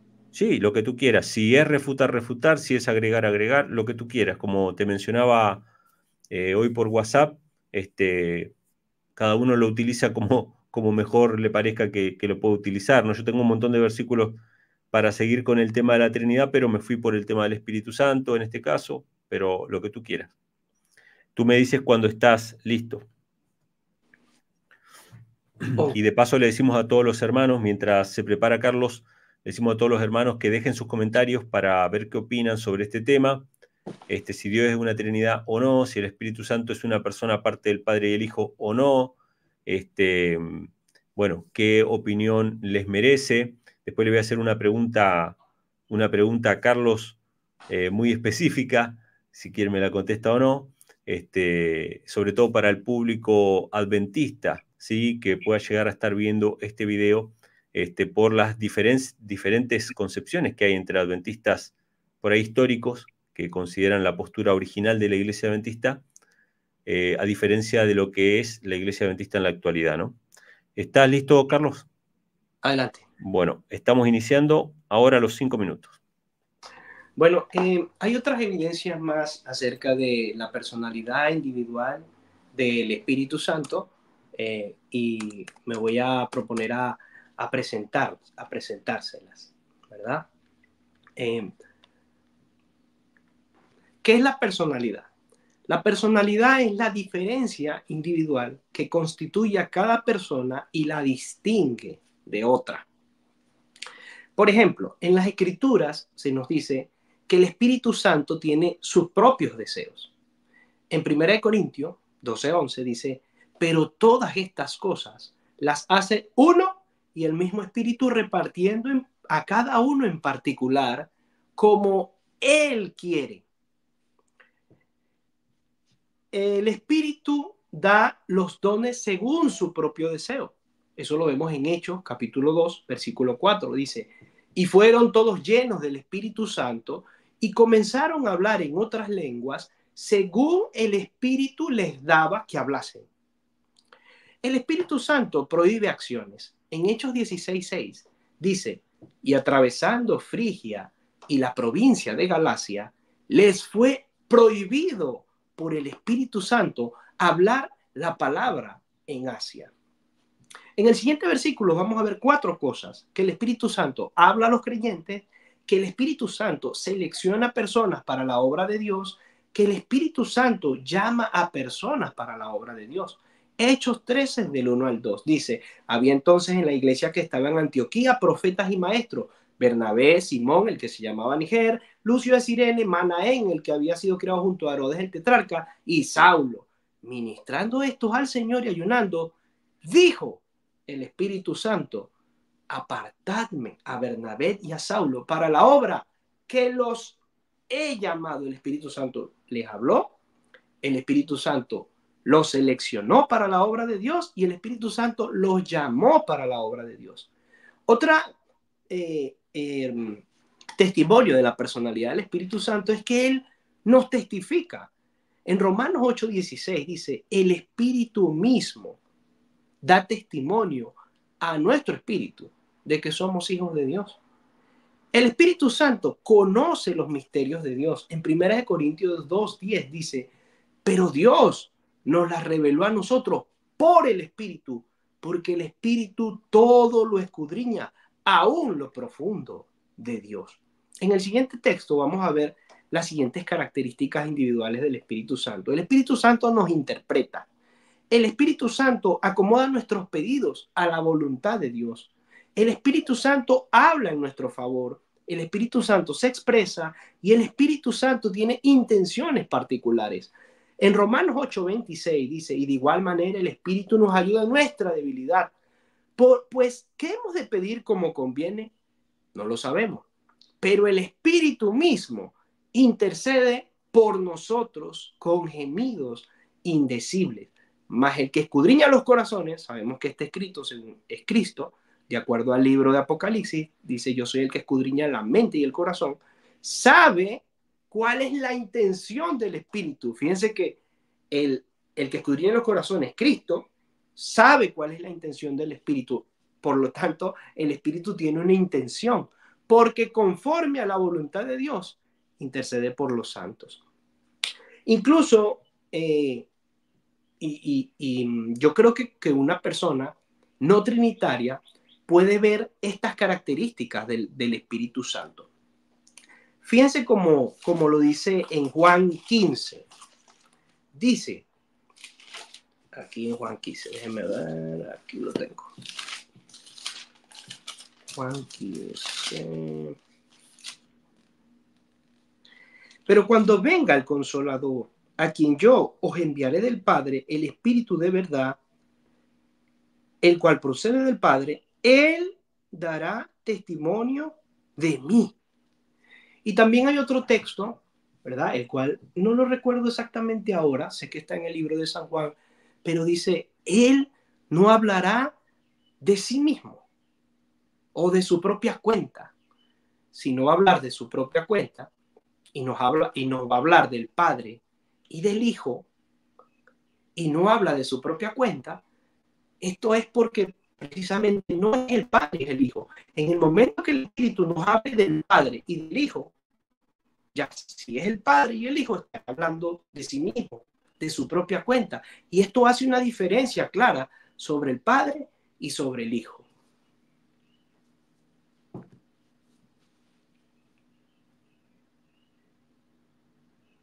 Acá estamos. Bueno, pasaron los 5 minutos. Gracias, Carlos. Tenemos ahora 15 minutos de charla libre, así que anda preparando si querés ahí, si tenés alguna pregunta, algún comentario. Yo tengo algunas preguntas aquí o algunos comentarios para hacerte sobre lo último que mencionaste, pero, pero no sé si estás listo cuando vos me Sí, digas. adelante, adelante. Iniciamos entonces 15 minutos, ahora tenemos de charla libre. Vayan dejando en el chat, vayan dejando en los comentarios qué les parece estas dos posturas, estos dos puntos de vista con respecto al Espíritu Santo, si el Espíritu Santo es una persona aparte del Padre y el Hijo, una persona literalmente hablando. Sabemos que es persona en el sentido de que obviamente tiene una personalidad, pero si es una persona aparte del Padre y el Hijo, coeterna, coigual con el Padre y el Hijo, digna de adoración, otro tema también que no sé si vamos a llegar aquí a tocar, o si es el mismo espíritu del Padre y el Hijo. Voy a iniciar los 15 minutos, Carlos, y quisiera hacerte una pregunta sobre el texto que acabas de leer, que dice, de la misma manera también el Espíritu nos ayuda en nuestra debilidad, Romanos 8:26. Pues qué hemos de pedir como conviene no lo sabemos, pero el Espíritu mismo intercede por nosotros con gemidos indecibles. Pregunta que te hago. Dice que el Espíritu nos ayuda en nuestra debilidad. Pregunta, ¿el Espíritu Santo conoce nuestra debilidad o la conoce aquel que se encarnó? O sea, ¿el Padre se encarnó o el Espíritu Santo se encarnó o Jesús se encarnó y conoce mejor nuestra debilidad? Pregunta que te hago. Y otra pregunta que te hago es, dice, el Espíritu intercede por nosotros con gemidos indecibles. Si el Espíritu Santo es una persona aparte de Cristo e intercede, y Jesús intercede por nosotros, ¿cuántos mediadores o cuántos intercesores tenemos delante del Padre? Esta es una pregunta que te dejo, después te hago alguna aclaración y bueno, te dejo también que me preguntes vos, ¿no? Ok, me avisa cuando... Sí, sí, no, esto es libre, esto es libre, Ok, esto es bueno, libre. sobre lo primero, ¿conoce el Espíritu Santo nuestra debilidad? Las Escrituras nos muestran a nosotros que el Espíritu sabe todo. Dice, escudriña aún lo profundo de Dios. Si el Espíritu Santo conoce aún lo profundo de Dios, ¿cómo no va a conocer nuestro espíritu? ¿Cómo no va a conocer nuestro ser interior? ¿Cómo no va a conocernos a nosotros? El que nos hizo y el que habita en nosotros, ¿cómo no va a conocernos? Y esa sería básicamente una respuesta sencilla. Está bien. Antes de que me digas lo siguiente, lo menciono esto porque la carta a los Hebreos dice que no tenemos un sumo sacerdote que no pueda compadecerse de nuestra debilidad, justamente esta palabra, sino uno que fue tentado en todo según nuestra semejanza, pero sin pecado. Es decir, el que nos ayuda, según mi entendimiento, en nuestra debilidad es justamente el Espíritu Santo, que es el Espíritu de Cristo. Es decir, el apóstol Pablo dice, no, ya no vivo yo, sino Cristo vive en mí. Te pregunto sobre lo de la intercesión. ¿Cómo ves eso de que o hay dos intercesores o el Espíritu Santo y el Espíritu de Cristo es lo mismo? ¿Cómo lo ves a eso? Ya. Bueno, voy a hacer una referencia sobre tu último comentario, ¿verdad? Es que nosotros no podemos limitar a Dios a esas cosas. Por ejemplo, vamos a decir nosotros que el Padre no tiene compasión de nosotros y de nuestra debilidad. Evidentemente el Padre también tiene compasión de nosotros y de nuestra debilidad. Ahora, ¿de qué está hablando el libro de Hebreos? Que Jesucristo vivió la experiencia en carne propia. Y como la vivió en carne propia, es por esa razón que tiene aún una afinación con el hombre, porque él mismo fue tentado. Entonces, ese sería el comentario respecto a lo que dije. Y la segunda pregunta, que es muy interesante, es una pregunta bastante buena, ¿verdad? Es que si el Espíritu Santo intercede, hay dos intercesores. Bueno, el problema, hermano, es que cuando nosotros pensamos en la intercesión de Cristo, ¿verdad? Como dice Timoteo, hay un solo mediador entre Dios y los hombres, Jesucristo hombre. Nosotros los católicos creemos que hay un solo mediador entre Dios y los hombres, Jesucristo hombre. Pero ¿en qué sentido creemos que hay un solo mediador? No porque no hayan más personas que puedan interceder por nosotros. Nuestros hermanos interceden por nosotros en oración, interceden por nosotros a través de la ayuda. Hay muchas formas de interceder. Cuando el texto de Timoteo nos dice, nos habla de la intercesión entre Dios y los hombres, es porque no hay una ofrenda como la que Cristo dio, que fue entregarse a sí mismo. En ese sentido, en el hecho de que hay una sola ofrenda, que es Cristo mismo, es que hay un solo mediador entre Dios y los hombres. No hay dos corderos que fueron inmolados, solo uno fue inmolado. Y por eso nosotros hablamos de que esa intercesión es diferente. La intercesión del Espíritu Santo no es igual a la intercesión de Cristo. Es una intercesión distinta. La intercesión de Cristo tiene que ver más con la intercesión de ser una ofrenda para mediar entre el pecador y el Dios Santo. Vos entendés cuando mencionás como ejemplo, ¿no? Hay otras personas que pueden mediar y te referís a, ¿no? Bueno, cuando un hermano ora por otro intercediendo, ¿no? Nosotros creemos en la oración intercesora, pero vos entendés que el hermano que ora por otro tiene que ir, o sea, no se presenta delante de Dios a sí mismo, sino que tiene que ir por medio de Cristo. Es decir, yo soy indigno de interceder por otro, intercedo pidiéndole a Dios por medio de Jesús. Es decir, hay una cuestión que no tiene que ver con la cantidad de intercesores, sino con la dignidad de los intercesores. Es decir, no cualquiera puede, o sea, no cualquiera puede interceder por sí mismo. Es decir, yo no puedo presentarme delante de Dios y pedir por ti. Simplemente, yo tengo que presentarme delante de Dios por medio de Cristo, o sea, por el único mediador, para pedir por ti. Pero yo no puedo presentarme delante de Dios sin Cristo para pedir por ti. No sé si me explico. Claro. O sea, en ese sentido, Cristo sería el único mediador. Lo que vos plantearías en todo caso es que es otro tipo de mediación. O sea, Exacto. no serían dos mediadores. No serían, bueno, serían dos mediadores si entendemos en qué consiste cada una de las mediaciones. Si logramos diferenciar entre ambas mediaciones, podremos entender a qué se está refiriendo cada uno. Ok. O sea, no creemos que el Espíritu Santo no esté bajo los méritos de Cristo. Creemos que el Espíritu Santo actúa en comunión con los méritos de Cristo.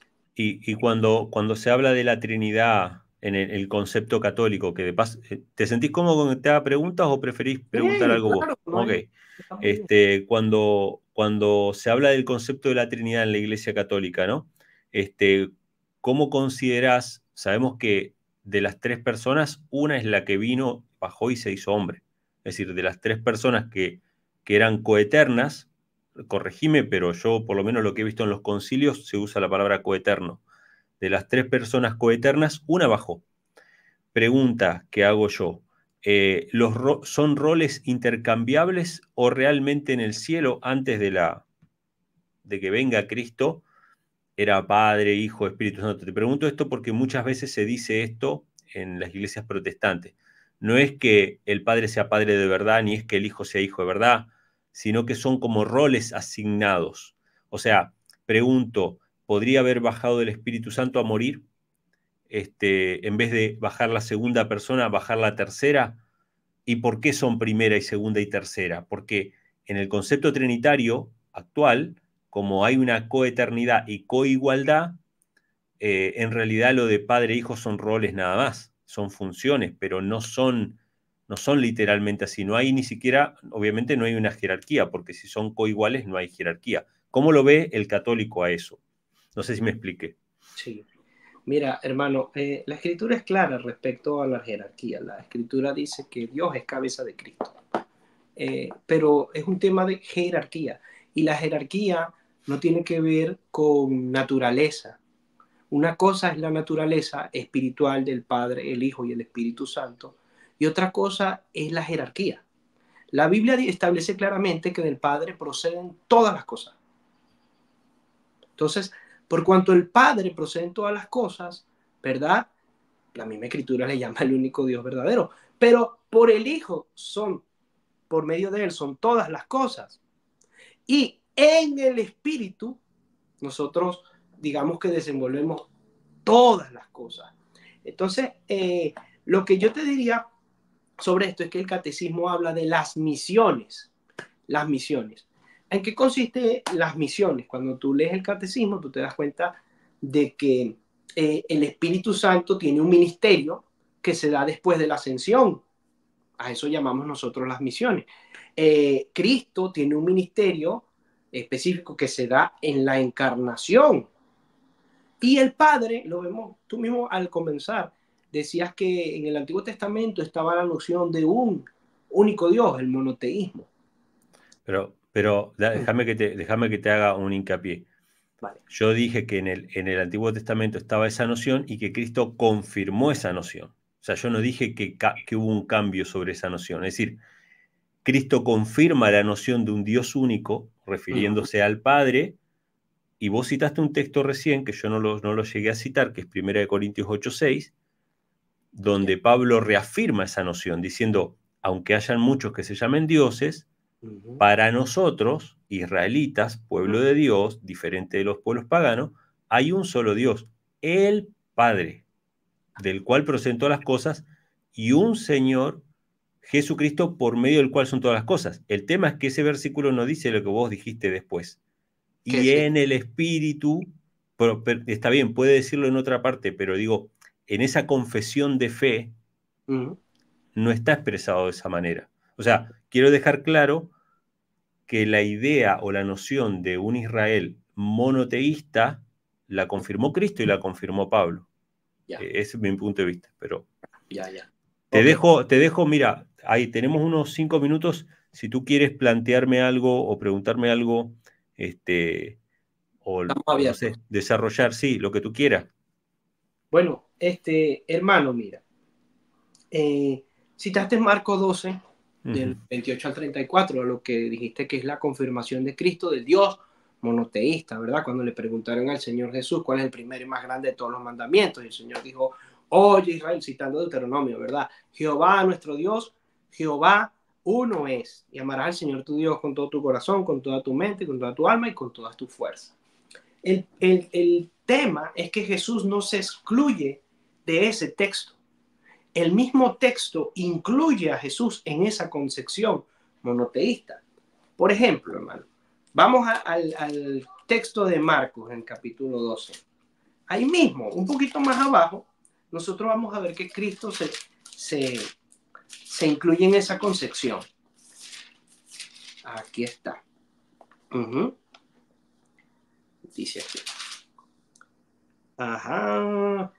En el 29 dice, Jesús le respondió, el primer mandamiento de todos es, oye Israel, el Señor nuestro Dios, el Señor uno es, amarás al Señor tu Dios con todo tu corazón, alma, mente y fuerza. Este es el principal mandamiento. Pero allí mismo el escriba le responde, entonces el escriba le dijo, bien maestro, verdad ha dicho que uno es Dios y no hay otro fuera de él, y amarle con todo el corazón, con todo el entendimiento, con todo el alma, con toda la fuerza, y amar al prójimo como uno mismo es más que los holocaustos y los sacrificios. Pero Jesús dijo, ¿verdad? Aquí más abajo, que él era el Señor, en el versículo 36. Dijo, porque el mismo David, por el Espíritu Santo, dijo el Señor a mi Señor, siéntate a mi diestra hasta que ponga a tus enemigos por el estrado de tus pies. Entonces, si amar al Señor con todo el corazón, con toda el alma y con toda la fuerza es el gran mandamiento, ¿acaso Jesucristo no es el Señor, nuestro Dios? Entonces Jesús se incluye dentro de esa declaración que está haciendo en Marcos 12. Entonces, un poco más abajo. Sí, pero el gran problema, y voy a hacer referencia de nuevo a la faltante de una palabra en el Nuevo Testamento, que es Jehová. No estoy criticando el texto, nada, pero se supone que una persona no va a leer el Nuevo Testamento sin haber leído el Antiguo, ¿sí? O sea que no es responsable, o sea, no hay problema con eso. A lo que voy yo es lo siguiente. Primero Jesús dice, amarás al Señor tu Dios con todo tu corazón y con toda tu alma y con toda tu fuerza. Así es. ¿Cómo dice en el Antiguo Testamento? ¿Dice amarás al Señor tu Dios o dice amarás a Jehová tu Dios? A dice Jehová tu a Dios. Jehová tu Dios. Así es. Entonces después cita Salmo 110 porque les pregunta, ¿cómo dicen los escribas que el Cristo es hijo de David? Que en realidad sí era hijo de David según la carne, pero era más que el hijo de David. Entonces le dice, porque el mismo David dijo por el Espíritu Santo, dijo el Señor a mi Señor. Pero ahora, ¿cómo dice el Salmo 110? ¿Dice dijo el Señor a mi Señor o dijo Jehová a mi Señor? Léelo después, Salmo 110, versículo 1. Dijo Jehová a mi Señor, siéntate a mi diestra hasta que ponga a tus enemigos por estrado de tus pies. Esto no lo estoy diciendo por versiones de Biblia, sino porque en el hebreo dice así. O sea, en el texto antiguo dice así. En el Salmo Entonces, 110 dice, sí. básicamente, tu argumento es que Jesucristo no es Jehová. No es necesariamente que no ocupe el nombre de Jehová. Estoy haciendo referencia a los textos que él hace referencia. En el texto de amarás al Señor tu Dios, el texto dice amarás a Jehová tu Dios. Después cuando él cita el Salmo 110, él hablando de sí mismo, él se identifica como el Señor que se sienta a la diestra de Jehová. Porque lo que él le quiere preguntar es si el Mesías es hijo de David, ¿cómo es que David le llama Señor? ¿Cuándo le llamó Señor? Cuando dijo Jehová a mi Señor, siéntate a mi diestra. Es decir, el hecho de que Jesús sea el Señor no anula el hecho de que Jehová sea el Padre. Es decir, de que cuando dijo amarás a Jehová tu Dios y Jehová es uno, es decir, vos lo que quisiste presentar es que cuando dice Jehová nuestro Dios o el Señor nuestro Dios, el Señor es uno, incluía a Cristo.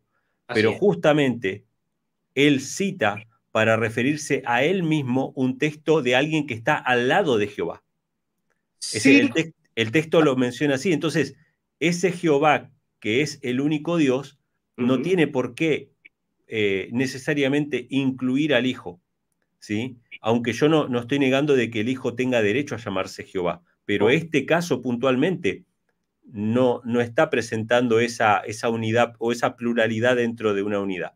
Ok, No sé si me explico. entonces, claro, hay un dilema, ¿verdad? Que el dilema es que la escritura dice que hay un solo Señor.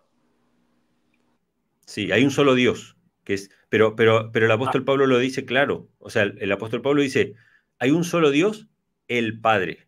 Y Ajá. después dice, y un Señor Jesucristo. Y Jesús lo vuelve a decir a eso en Juan 17, dice, que te conozcan a ti, al Padre, el único Dios verdadero, y a Jesucristo, a quien tú has enviado. Ese Jesucristo es el Señor que se sienta a la diestra de Jehová. ¿Cómo No sé haces tú, sí. hermano, para citar esos textos y no preguntarte, ¿verdad?, a ti mismo, ¿por qué esos textos hablan de que solo hay un Señor? ¿Acaso el Padre no es Señor? ¿Acaso el Espíritu no es Señor?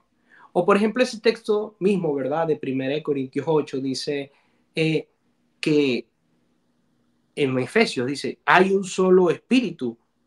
¿Acaso Cristo no es Espíritu? ¿Acaso el Padre no es Espíritu? O por ejemplo cuando dice allí, hay un solo Dios verdadero y no preguntarse como, ¿acaso Jesús no es Dios y verdadero? Porque 1 Juan 5:20 dice, y sabemos que el Hijo de Dios ha venido y nos ha dado entendimiento para conocer al que es el verdadero, ok, el Padre. Pero después el texto continúa y dice, y estamos en el verdadero, en su Hijo, Jesucristo. Este es el verdadero Dios y la Claro, vida eterna. lo que pasa es que se refiere a ese Dios que fue manifestado por medio de su Hijo. Esto es como si fuera, esto tiene que ver con una representatividad.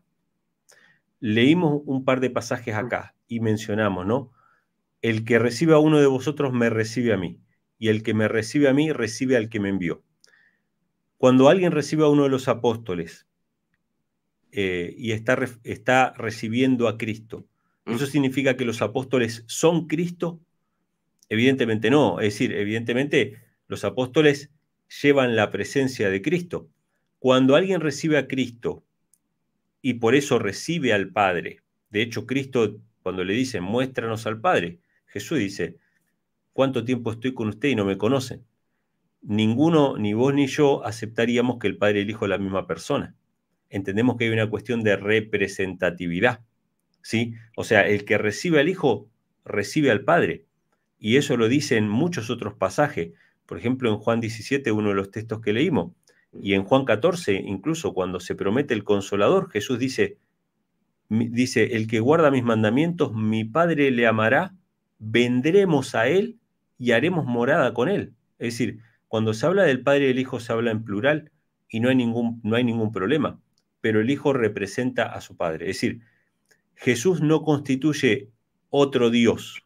Yo sé que la Trinidad viene a tratar de arreglar esa cuestión de decir no hay otro Dios, sino que Jesús constituye la imagen del Dios invisible. Es decir, si nosotros utilizamos los términos solamente bíblicos, y vos me preguntas a mí, ¿quién es Jesús? ¿Jesús es Dios? Yo te voy a decir, Jesús es el Hijo unigénito de Dios. Ahora, ¿es divino también? Sí. Pero si yo te digo, es Dios a secas, te voy a dar oportunidad de que me digas, bueno, sos unitario, sos trinitario, porque preguntale a un trinitario y a un unitario si Jesús es Dios. Los dos te van a decir que sí, ¿o no? Los dos te van a decir que sí. Ahora, ¿qué entraña detrás? Y los razonamientos que están detrás son distintos, diametralmente opuestos. Entonces yo no quiero usar terminología que no es bíblica. Te voy a dar un ejemplo sencillo. Cuando los apóstoles salieron a predicar, un caso puntual en Hechos de los Apóstoles capítulo 8. Va el etíope leyendo y Felipe se le cruza, le explica la profecía, le explica quién es el Mesías, etcétera, etcétera. Y cuando le toma la confesión de fe no fue, si crees de todo corazón que Jesús es Dios, bien puedes. Él le dice, si crees de todo corazón, bien puede. Y el etíope dice, creo que Jesús es el Hijo de Dios. De Dios. O sea, es decir, la confesión de Pedro, ¿cuál fue? Tú eres el Cristo, tú eres Dios. No le dijo Dios viviente. Le dijo, tú eres el Hijo del Dios viviente. Es decir, si nos limitamos solamente a las expresiones bíblicas, creo que no va a haber problema. Ahora, si a mí me preguntan, ¿Jesús es Dios? Yo te tengo que preguntar en qué sentido te referís. Si es divino, sí, claro que es divino. Si es digno de adoración, sí es digno de adoración. Pero si es el Padre, no es el Padre. Claro, forma uno con el Padre, no. Es que nosotros nunca decimos que Cristo es el Padre. Hacemos una clara diferencia entre el Padre, el Hijo y el Espíritu Santo. La Trinidad no enseña que son la misma persona. Eso sería unicidad. Claro, claro. Y allí mismo está diciendo algo que es muy interesante, que es el tema de la adoración.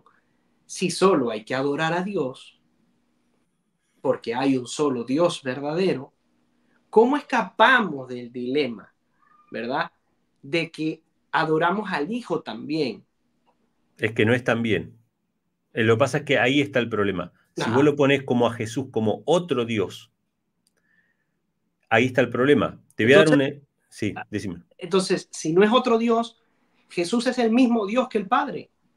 No, es su Hijo. Es su Hijo unigénito. Es decir... Entonces hay una diferencia. Claro. O sea, uno es el Hijo y el otro es el Padre. Es decir, pero no lo tenés que ver como otro Dios. Te voy a dar un ejemplo sencillo. Un ejemplo. La Biblia dice que los dioses paganos de la antigüedad eran demonios. Lo dice en varias ocasiones. Sacrificaron a sus hijos a los demonios. Es decir, ¿quién estaba detrás de Baal? Había un espíritu de demonio, es decir, había un ente espiritual. Ese ente espiritual no se puede ver. Es invisible para los paganos. Pero ellos lo arreglaron haciendo una imagen. Es decir, ellos tenían una estatua de ese Dios y adoraban a ese Dios por medio de esa imagen. Ellos consideraban esa estatua ese Dios. O sea, ellos consideraban que había un Dios invisible al cual lo representaban con esa estatua. Ahora ellos decían que el Dios era uno y la estatua era otro Dios. No, la estatua era el medio por el cual ellos adoraban. Ahora, entonces Cristo como imagen sería un medio para adorar a Dios. Es que Jesús lo dice. No, Jesús lo dice, nadie viene al Padre si no es por mí. Es decir, si yo quiero adorar al Padre, no puedo ir por otro lado que no sea por Cristo. Es decir, Cristo, el Padre va a recibir nuestra adoración siempre y cuando haya pasado por Cristo. Pues Cristo dice, es el que nadie santifica. viene al Padre, Exacto, porque en él habita corporalmente toda la exacto, plenitud de la deidad. No hay exacto. nada de Dios el Padre que no esté en Cristo. Sí, sí, Ahora bien, citaste Hebreos diciendo que el Hijo es la imagen, sí, el resplandor de su gloria, la misma imagen de su sustancia. exacto. Yo creo que el problema es allí cómo tú interpretas esa palabra, la misma imagen. Voy a permitirme hacer una comparación. Básicamente tú estás diciendo como que Cristo es una fotografía del Padre, la misma imagen, solo de forma representativa, ¿cierto? Ok. No, o sea, no lo reduciría a eso. Yo lo compararía con un padre y un hijo en la realidad. Es decir, un padre, vamos a ponerlo así, Ah, un rey, que es el rey, el dueño, el soberano de un país entero, ya. y tiene un hijo, ese hijo tiene sangre azul como su padre, Uh-huh. tiene los mismos genes que el padre, los mismos derechos, la misma prerrogativa, Uh-huh. pero ese rey es tan, vamos a ponerlo así, es tan luminoso que dejaría ciegos a todos sus súbditos y por eso al que nosotros vemos es a su hijo. Pero no es que su hijo no tenga derecho a representar al rey, tiene la misma sangre azul que el rey. ¿Se entiende? Ya. Ahora, ¿qué pasa? Muchos de los súbditos no quieren recibir a ese hijo porque dicen, no, no, yo al rey lo respeto, pero al hijo no, el hijo no se merece mi respeto. El padre, ¿sabes qué hace? El padre dice, el que no respeta a mi hijo, a mí no me hable. Así lo veo yo. Claro, hay un tema allí que también está en esa expresión y es que el Hijo sería la imagen de alguien que es invisible. Es que así lo dice la Biblia. Al padre nunca nadie le vio jamás. El ¿Cómo, unigénito hijo lo dio a conocer. cómo alguien invisible tiene imagen? Para nosotros es invisible, pero no es que no sea visible, o sea, es para nosotros invisible. Dice, Bueno, a Dios nunca nadie le vio jamás. ni le El puede ver, unigénito hijo. ni le puede ver también, hay otra No, expresión. bueno, Ni le puede. no, pero nosotros como seres caídos pecaminosos no le podemos ver. O Bueno, sea, porque nosotros moriríamos. Lo dice el Antiguo Testamento claramente, Carlos. O sea, cuando la presencia de Dios descendía sobre el arca, por ejemplo, uh-huh. ellos tenían que ir a través de un velo, eso estaba velado, y después cuando entraban al Santísimo con el incienso para no ver directamente la gloria, en el monte Sinaí nadie se podía acercar. Uh-huh. Moisés entró sin pecado, entró, o sea, sin... Se llenaba del humo el santuario. exactamente, y no pudo ver el rostro. Entonces, ¿por qué es invisible? ¿Por qué no le podemos ver? Porque nos mataría. Entonces, su hijo es la perfecta representación del padre. El que quiere ver al padre tiene que ver al hijo por ahora. Cuando todas las cosas sean restauradas, todos vamos a ir a adorar delante de la presencia del padre y del hijo. O sea, eso no va a haber problema. Claro, bueno, podríamos extendernos en ese tema, ya que la escritura dice que él habita en luz inaccesible, Inaccesible, sí. inaccesible, no se puede acceder a esa luz. Pero Y ponele, te lo concedo, no hay problema eso. O sea, a lo que voy es que el hijo lo representa. bueno, pero yo te voy a proponer una interpretación de lo que el libro de Hebreos está queriendo decir cuando dice que el Hijo es la imagen del Dios invisible, Está bien. ¿verdad? Mirá, me das la interpretación y cerramos este diálogo libre que yo lo corté en 18 minutos hace como 10 minutos, te aviso. Pero no importa. Dame la interpretación y vamos ahí concluyendo. Bueno, ¿verdad? Dice aquí, Él es el resplandor de su gloria y la misma imagen de su sustancia y quien sustenta todas las cosas con la palabra de su poder. Eh, el mismo libro de Hebreos nos explica a qué se refiere con la misma imagen. Mira, en el capítulo 10 dice, porque la ley, teniendo la sombra de los bienes venideros, no la imagen misma de las cosas, nunca puede, por los mismos sacrificios que se ofrecen continuamente, cada año ser perfecto a los que se acercan. Eh, ¿Qué significa que no tiene la imagen misma de las cosas? Que no son las mismas, que precisamente estos mobiliarios y que están en el tabernáculo de acuerdo a la ley, no son los verdaderos, sino son conforme a ellos. Pero el Hijo se dice que sí es la misma imagen de su sustancia. Del Hijo. Okay. Hay una diferencia. Ok, gracias, Carlos. Mira, vamos a tener una conclusión de 3 minutos cada uno. ¿Qué eran 3 o eran 5? No me acuerdo. Bueno, lo que te propuse hoy, que ya me olvidé, no sé si eran 3 minutos o 5 minutos cada uno, una conclusión sin interrupción, es decir, vos vas a tener tu conclusión de 5 minutos, yo la mía. Antes de eso te quería hacer una pregunta. Como católico, te la hice fuera de cámara hace unos días que charlamos. Como católico, ¿te ves más cercano en el concepto trinitario, en el concepto de la deidad, te ves más cercano al pensamiento adventista primitivo, que sé que lo conoces, al movimiento adventista pionero, o al movimiento o a la iglesia adventista, digamos, actual, digamos, al pensamiento actual que tiene la iglesia adventista sobre la Trinidad, a pesar de que puedan haber diferencias con lo que se considera el catolicismo, la Trinidad? Pues, por supuesto, la doctrina adventista actual es más cercana en el sentido de que entienden al Espíritu Santo como una persona parte del Padre y del Hijo. Ahora, ya en el tema del engendramiento y de la coeternidad o consustancialidad, son temas incluso hasta discutibles de cómo se percibe. Pero me dijiste que el engendramiento, o sea, cuando vos decís que el Concilio de Nicea dice Jesús engendrado y no creado, no se refiere a un nacimiento, no se refiere a que salió del Padre, ¿o sí? No nos referimos a que en algo, como decía el pastor Wagner, que en un punto de la eternidad del Padre salió del Hijo. De hecho, estaría muy interesante que hablemos de ese tema, porque creo que hay muy buenos argumentos para creer en que no se refiere a eso. O sea, vos conociendo, porque tuviste tu experiencia, pero conociendo, digamos, lo que creían los pioneros adventistas, cuando ellos hablan, los pioneros adventistas hablan de engendramiento, que se refieren a un nacimiento en los días de la eternidad, ¿no sería eso lo que Nicea o el catolicismo actualmente plantea de engendramiento? ¿No sería lo mismo? No. Cuando nosotros los católicos nos referimos a engendramiento, no nos referimos voy a utilizar estas expresiones, como a un parto Como o un a nacimiento. una ciudad o un nacimiento de esa manera, sino que lo que queremos dar a entender es que la naturaleza de ambas personas es la misma. Así Ok. como la naturaleza de un padre y un hijo es igual, así el padre y el hijo son iguales en su sustancia. Estamos hablando de consustancialidad.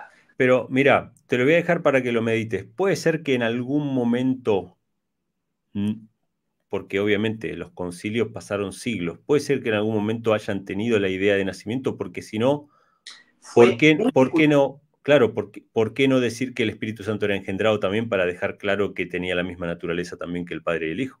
Lo que pasa es que ya vamos, por ejemplo, hermano, Sí, pensar que Cristo es engendrado es pensar que hubo un momento en la eternidad en el que en el Padre y el Hijo no estuvieron.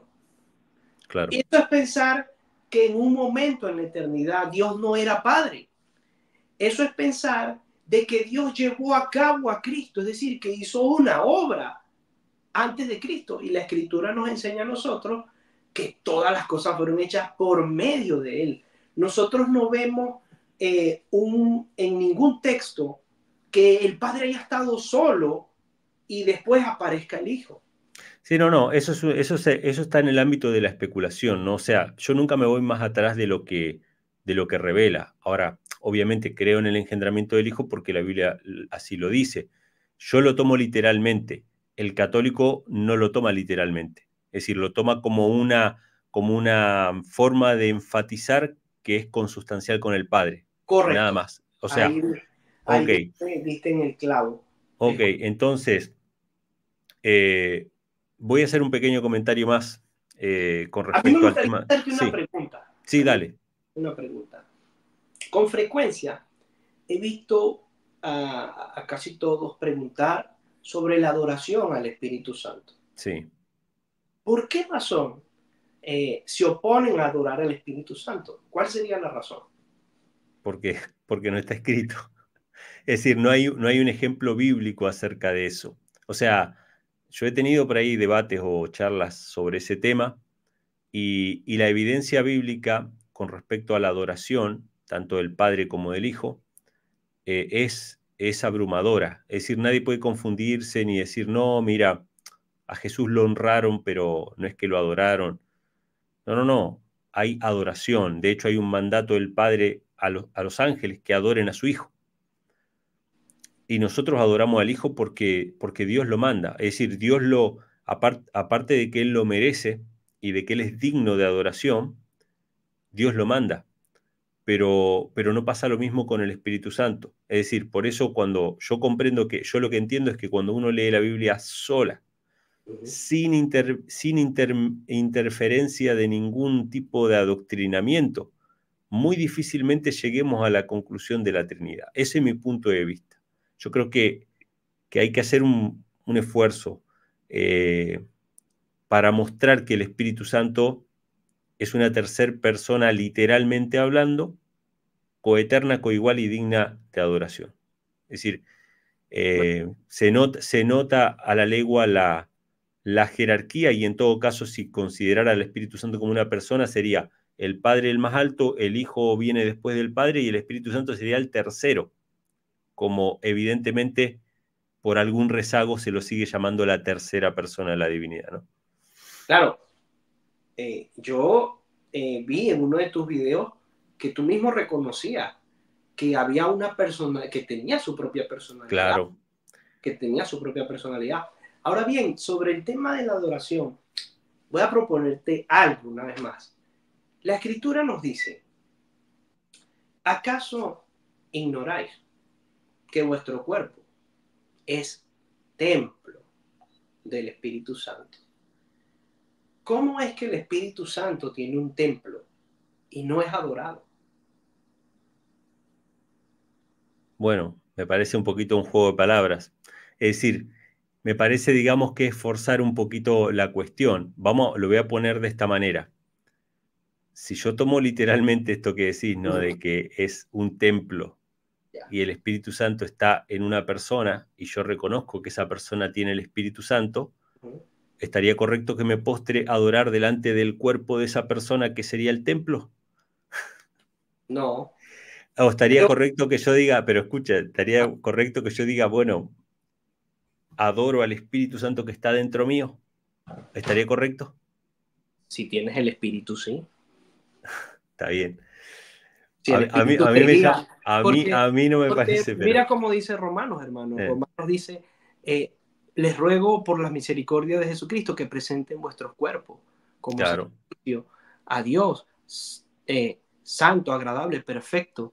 A claro. Dios es nuestro culto racional. Hay un culto que se brinda de forma racional en cada ser humano, que no Ujú, necesariamente tiene que ser expresado de forma externa, se claro. expresa de forma interna.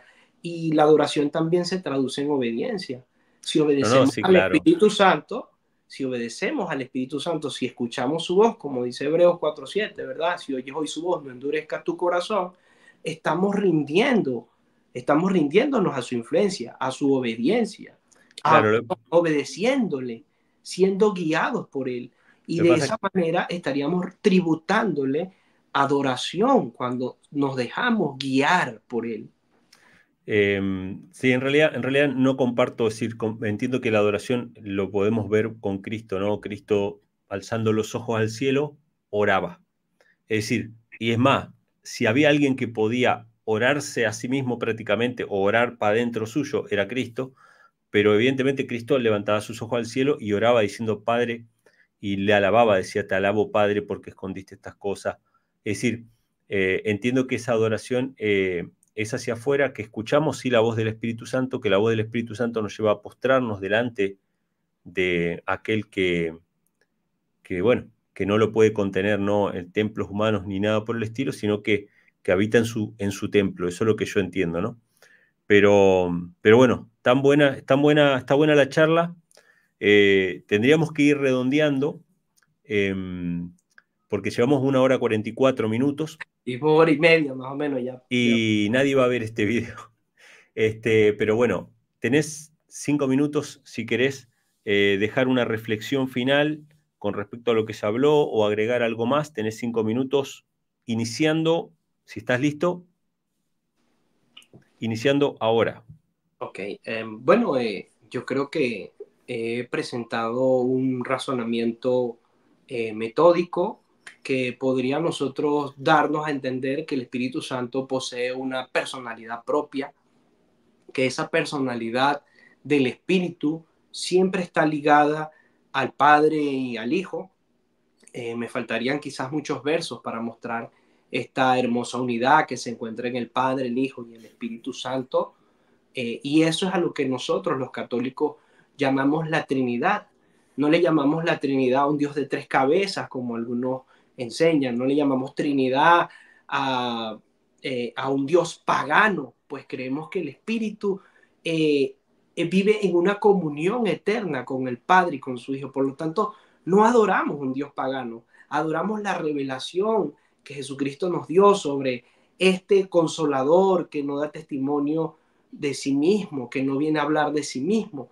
Este consolador que habita dentro de nosotros, que nos guía, que nos corrige, que nos habla y que testifica e incluso intercede por nosotros. Y eso es lo que nosotros los católicos llamamos la Trinidad, a reconocer que el Padre es el Dios verdadero, que Jesucristo nuestro Señor es el Dios y que esa voz y ese espíritu que tiene una personalidad es Dios. Y esa es la Trinidad que nosotros obedecemos. Por lo tanto, no creemos que estemos cometiendo de ninguna manera idolatría y no creemos tampoco que estemos hablando de algo que no esté escrito.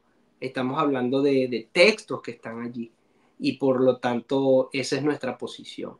El Padre, el Hijo y el Espíritu Santo, que como dice el Concilio de Nicea, que junto con el Padre y con el Hijo recibe una misma adoración y gloria.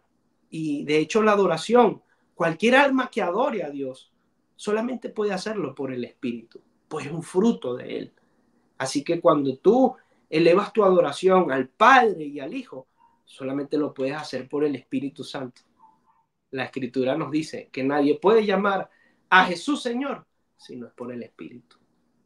Y bueno, esa sería básicamente nuestro...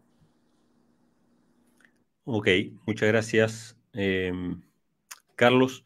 Voy a usar también aproximadamente 3 minutos o 2 minutos y medio para decir mis palabras finales.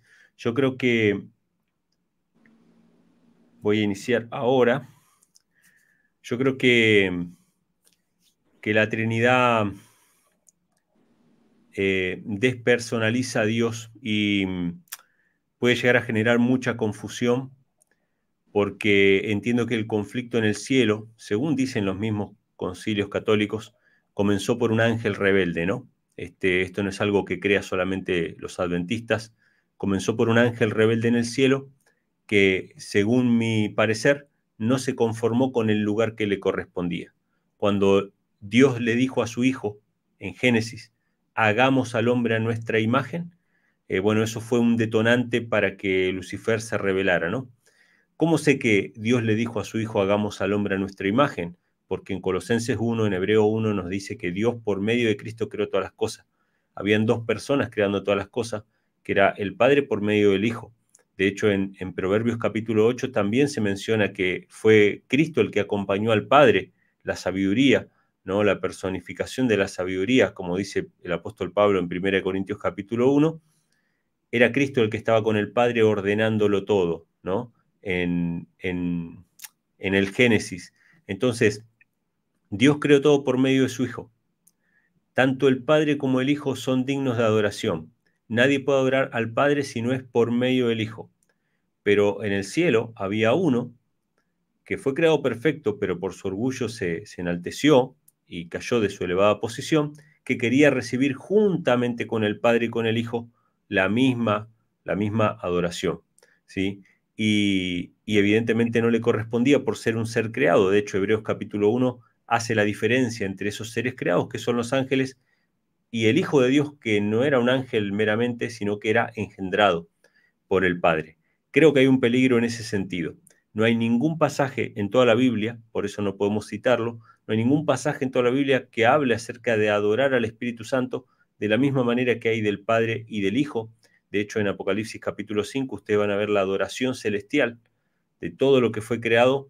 Adoran al que está sentado en el trono y al Cordero, dice, sea la gloria, la honra y el poder por los siglos de los siglos. Creo que es un tema que no es un tema menor, que es un tema que debemos seguir estudiando y que desde el Concilio de Nicea para acá ha sido siempre tema de controversia y siempre va a, de alguna manera, dividir las aguas. Pienso que está bien que así sea, que se ponga sobre la mesa, se contraste con las escrituras y que cada uno pueda tomar su decisión de manera libre. Se me terminan los 10 minutos. ¿Por qué? Porque, bueno, en varios de los concilios católicos se decretó un anatema contra aquellos que no aceptaran la Trinidad y se entregaba, obviamente, aunque los concilios no lo dijeran específicamente, al castigo de las autoridades civiles y a la persecución, como podemos verlo en el Edicto de Tesalónica, por ejemplo, que es un documento donde se entrega a los herejes no trinitarios a las autoridades, ¿no? Y se considera a todo aquel que acepte la Trinidad como verdadero católico y los que no, bueno, entonces esa historia también tiene que hacernos pensar con respecto al origen de esa doctrina. Me pasé 3 minutos 30.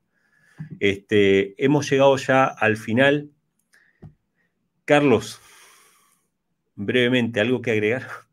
No, sería bueno tener más charlas, me encantaría. Dios Creo que mediante, Dios mediante. hay muchos puntos muy Sí. interesantes.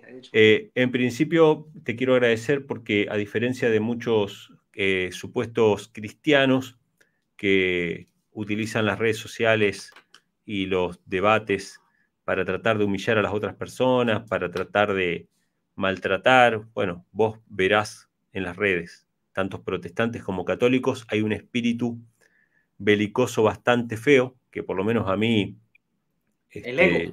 sí, me repele demasiado, y con títulos humillantes siempre para el otro, etcétera, etcétera. Te quiero agradecer porque en tu carácter has mostrado que eres sencillo y bueno, has tenido la paciencia también aquí con un servidor. Así que agradecido por tu participación. ¿Querías agregar alguna cosita más? No, muchas gracias. Aquí, de verdad que una de las cosas que vi es que estuve viendo uno de tus debates y me pareciste también una persona que nunca está juzgando a la otra persona, no lo discrimina, no lanza epítetos hacia las otras personas, sino que va a encontrar el argumento. Y yo creo que esto se trata de esto. Cuando debatimos no contra carne ni sangre, debatimos contra los argumentos, contra lo que las personas están diciendo, no contra la persona en sí mismo. Y yo pude ver esa característica en ti. Por lo tanto, te agradezco por haberme invitado en el canal y bueno, desde aquí te brindamos una amistad. Bueno, muchas gracias, Carlos. Bueno, gracias a todos los amigos que estuvieron conectados desde el principio. Gracias por sus comentarios, por su chat, por sus likes, por sus compartir. Déjenme saber en los comentarios qué les pareció la charla, si pudieron sacar algo en limpio y si les parece que podemos tener algunas charlas más en el futuro. Dios les bendiga. Suscríbanse al canal para no perderse más contenido relacionado con este tema. Un fuerte abrazo para todos. Adiós. Nos vemos.